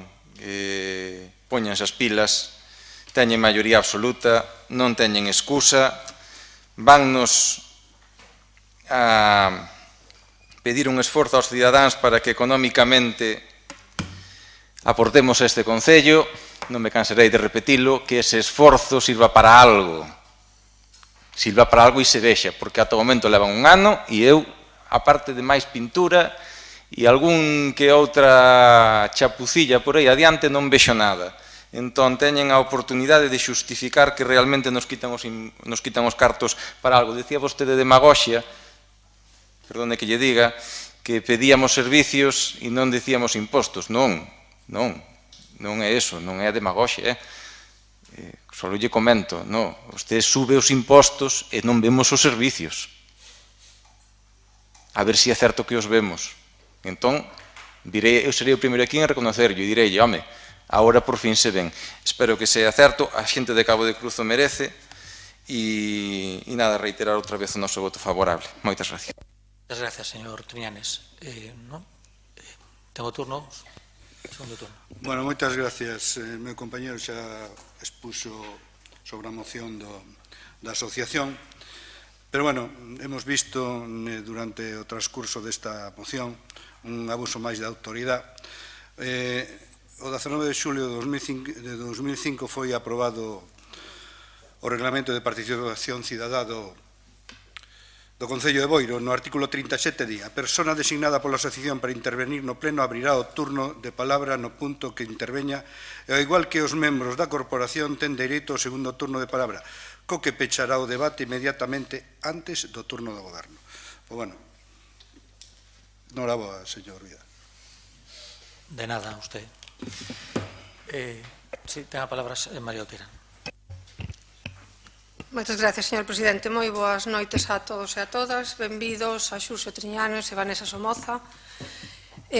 Boas noites aos veciños de Cabo de Cruz da Gamela que hoxe nos acompañan aquí neste pleno. Falar varias cousas sobre o Centro Social de Cabo de Cruz, porque eu, a diferencia de Nolo, non nacín en Cabo de Cruz, pero xa levo 21 anos vivindo en Cabo de Cruz, que creo que xa teño algún dereito. O tema do Centro Social de Cabo de Cruz, claro que nos preocupa, claro que fixemos algunhas promesas, igual que todos os que estamos aquí sentados. O 3 de agosto de 2011 se abreu o Centro Social de Cabo de Cruz e o 3 de agosto de 2011 debía haberse cerrado o Centro Social de Cabo de Cruz. E por que digo isto? Porque todos os gobernos que estamos representados aquí temos culpa da situación que ten o Centro Social de Cabo de Cruz. E ben digo todos, porque todos gobernamos durante estes 12 anos e non lle puxemos man ao Centro Social de Cabo de Cruz. Uns en maior medida que outros, pero é certo que a situación que ten hoxe en día das necesidades que ten o Centro Social de Cabo de Cruz, ningún goberno lle puxo man. Pero non vos preocupedes, o Partido Socialista vai o poñer igual que fixo co Clube de Remo de Cabo de Cruz e igual que fixo co Pazo de Goiáns. Traballaremos para mellorar. Entendo a situación de malestar dos meus veciños, porque é verdad que o ano pasado sacouse a técnico de cultura que viña desenvolvendo o seu traballo en Cabo de Cruz e se trasladou á Casa da Cultura de Boiro. Eso non quere decir que non se traballe para ter actividades no Centro Social de Cabo de Cruz e como sodes perfectamente coñecedores, porque sodes usuarios dese centro, as actividades, sin estar a técnico desde o ano pasado, siguen sendo as mesmas durante estes 12 anos. O sea, que este o técnico ou non este o técnico, as actividades que se desenvolven no Centro Social de Cabo de Cruz seguen sendo as mesmas. Hai que mellorar, por suposto. Eu non lle interrumpín, Antón. Estuve encalada todo o tempo. Por favor. Estuve encalada todo o tempo. Eu respetei a todo o mundo. Por favor. Por favor. Estuve encalada todo o tempo. Eu non lle interrumpín a usted nada, aínda que non estuve de acordo. Hai as mesmas actividades. Se desenvolven bolillos, costura, baile, todo o que se viña desenvolvendo. A AFA do Colegio de Cabo de Cruz fai innumerables obradoiros e realizan actividades no centro social. Que hai que mellorar, xa o sabemos, e por iso vamos a votar a favor desta moción. Sabémolo, pero hai que empezar a casa polo tellado. E nunca mellor dito, porque poñer muebles, hoxe en día, nese centro, e usted o sabe, señor Antón Vidal, é ridículo. Por qué? Porque as goteiras que hai son innumerables. Este Concello está traballando para eso. Para eso foi o arquitecto municipal, estamos traballando no proxecto e, por suposto, que a persoa que realizou o proxecto e que coñece perfectamente as deficiencias dese centro que en aquel momento fixo o proxecto. Entonces, nós vamos a traballar. Teñen razón, e non lle estou quitando a razón aos veciños de Cabo de Cruz de que hai que mellorar ese centro. En ningún momento, ni en ningún momento nos escondemos. Sabemos que ten moitísimas deficiencias, de fontanería, de electricidade, non ten mobiliario e ahora mismo menos personal. É verdad, vai un conserxe 2 días á semana pola tarde, cousa que antes non iba, facer un pequeno mantenimiento do día a día do centro. Pero sabemos que ten moitas carencias, pero vamos a empezar por onde hai que empezar, que é arreglando o tellado. Ese compromiso está adquirido, estamos traballando nese proxecto e, como ben di usted, non é dun momento para outro, intentaremos facelo dentro desta legislatura, primeiro o arranxo do tellado e seguinte as peticións que nos van dicindo os veciños e as veciñas. Sobre o dereito da cultura non estou de acordo, porque o dereito á cultura non solamente é que estea en Cabo de Cruz. E algo que me critica moito a oposición é que gasto moito en cultura. Eso é algo que me critica bastantes veces a oposición. Por eso que o dereito á cultura creo que no Concello de Boiro está máis que demostrado. E todo o mundo ten acceso a ela, aínda que non sea na parroquia de Cabo de Cruz. Por eso, en esa frase que dixo antes, non estou de acordo con usted, señor Antón Vidal. No resto, doulle a razón de que hai que mellorar e seguir traballando para que o Centro Social de Cabo de Cruz funcione como funciona o de Boiro, como funciona o da Banqueiro. É dicir, que o da Banqueiro non ten técnico de cultura e ten moitísimas actividades. Tamén o quero recalcar. Por eso, dende aquí, digo que vamos a votar a favor da súa moción e traballaremos en prol de arranxo do Centro Social de Cabo de Cruz. Moitísimas gracias. Moitas gracias, señora María Outeiral. Bueno, pola miña parte, comentar que, bueno, como quen día acabamos de empezar a segunda legislatura, este goberno que ten a posibilidade de cumplir, outros non teñan a oportunidade de cumplir o que ali dixeron. E, bueno, só recordarlle ao señor Manuel Romero que estuvo 8 anos no goberno e tanto leva no corazón a Cabo de Cruz, tuvo 8 anos para arreglar ese centro social. Vai ser este goberno o que arregle ese centro social. Vamos a votar este punto número 9 de orden do día. Votos a favor. 17 votos a favor, polo cal queda aprobado este punto número 9 do orden do día. Vale, nada, dación das contas dos decretos e rogos e preguntas. Sí, señor Tiñanes, ten a palabra. Bueno, o primeiro punto, ventaxas que ten ser o primeiro, porque creo que algún máis tamén yo vai a comentar. A veces é desfavorable, outras veces é favorable. Podemos asistir como, unha vez máis, se pintan zonas azuis no noso concello.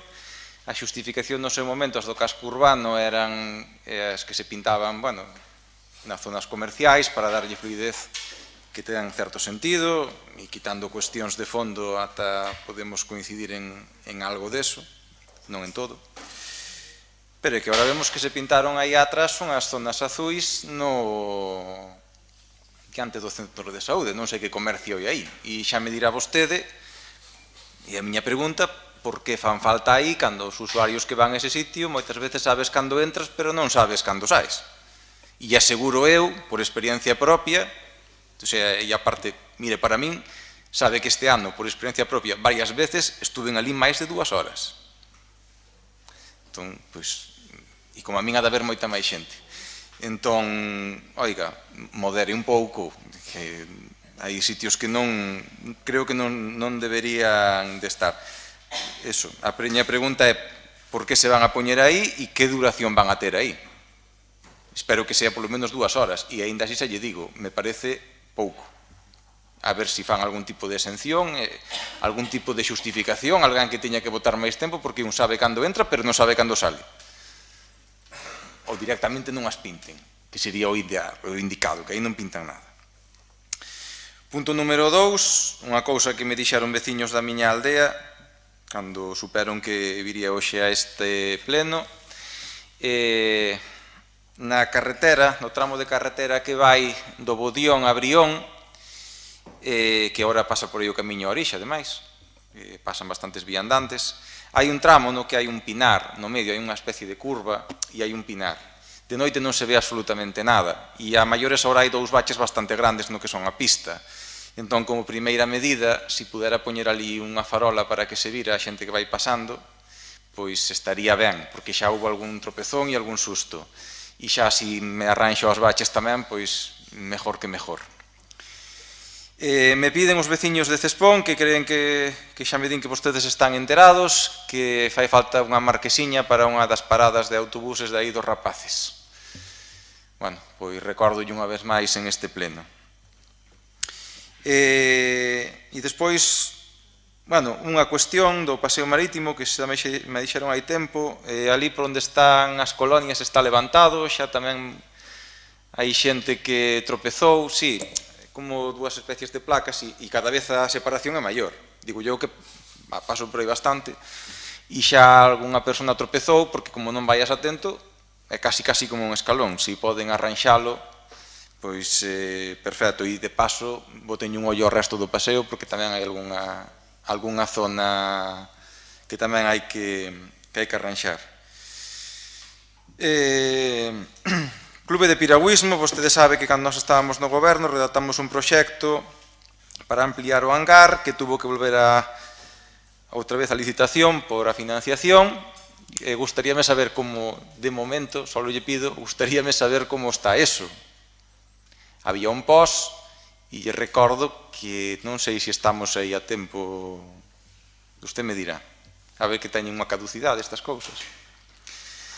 E, por último, unha que seguramente ao noso alcalde lle vai a gustar, non o digo con retranca, moitas veces se crean atascos, é a última, nas vías transversais do Concello, nas que suben da calle, estas daqui, da calle principal cara abaixo, porque, e a mellor é unha cuestión de civismo, moita xente tapa os cruces, entonces hai cola, sobre todo por este lado de aquí, tapa o cruce, a xente non pode vir para arriba e se... Bueno, non me quedo o bolígrafo, e se xenera cola tamén no outro lado. Xa me ten pasado varias veces, e xa máis veces lle ten pasado, xa teño comentado con moita xente. Existe unha sinalización horizontal, seguro que o alcalde a sabe, que son uns cuadrados pintados no chan de color amarelo. É un pouco redundante, porque a normativa di que non podes bloquear un cruce, pero se existe a sinalización para recordarlo á xente estaría ben, e creo que iría en... Aproveito tamén da fluidez do tráfico e sei que a vostede o tema de pintar a calle é unha cousa que lle vai bastante. Moitas gracias. Gracias a vostede. Sí, pois nada, final. Sí. Vale, pois ten a palabra. Moi ben, vamos alá. Pregunta, me gustaría saber que empleados municipales teñen a súa disposición xa non só para labores municipais, sino incluso para as súas labores particulares, furgonetas. Si é só porque ser familiar de político ou si hai que ter carné do partido. Outra pregunta. Na documentación dos decretos que mandaron, a RPT, mandaron unha proposta que me imagino que era para darlle aos sindicatos, ao comité de empresa, aparece a plaza que nunca existiu no Concello de Boiro de vicesecretario. Que aparece no órgano que presentaron ustedes. Non sei se necesitan un secretario de Cámara ou alguén que lle firme os informes xurídicos do abogado correspondente, e si supoño que non vai a ser non vai levar un sueldo de peón, non? Por eso se vai entendendo as cousas un pouco das subidas dos impostos tamén. En canto, como lle dixen que iba no tema tamén un rogo, no punto do 25 de novembro, mire, nos do Partido Popular non nos quitamos a careta. A careta xa quitou usted hoxe. Sabe por qué? Eu rogaría que lle pida disculpas ao grupo de mulleres que maltratou su equipo de goberno na pasada legislatura. Nos non nos quitamos. Usted fala que nas palabras solo. Pois mire, nos actos, e vostedes tuveron un acto. E máis, mire, hasta lles ganou a empleada municipal por vía penal e non tuveron a decencia de pedirlle disculpas, que siguen con tema administrativo. Moitas gracias. Sí, fago o rogo. Co seu permiso, señor alcalde. Porque, claro, ese familiar do político resulta que é empleado municipal. E o señor García Dieguez sabe que cando este Concello non lle pudo facilitar un vehículo a ese traballador municipal veu a traballar no seu vehículo. E el sábeo. E hoxe ven aquí a facer demagogia, non sei a que ven ese tema, cando ahora temos a posibilidade de dotarlo cun vehículo a ese traballador municipal. É que non sei a que ven eso ahora aquí, porque usted sabe, perdone que estou no meu turno de palabra, cando usted sabe que ese traballador municipal veu a traballar como outros no seu vehículo.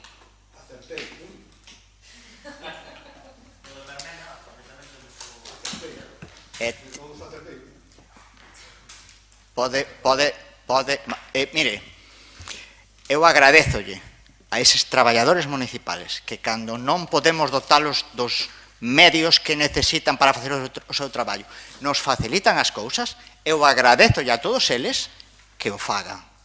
E nós, cando podemos cumplir, cumplimos tamén con eles, dotándolle dos vehículos a que somos capaces a medida como vamos podendo.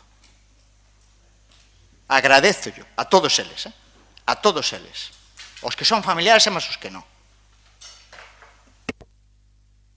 Moitas gracias, damos por finalizado.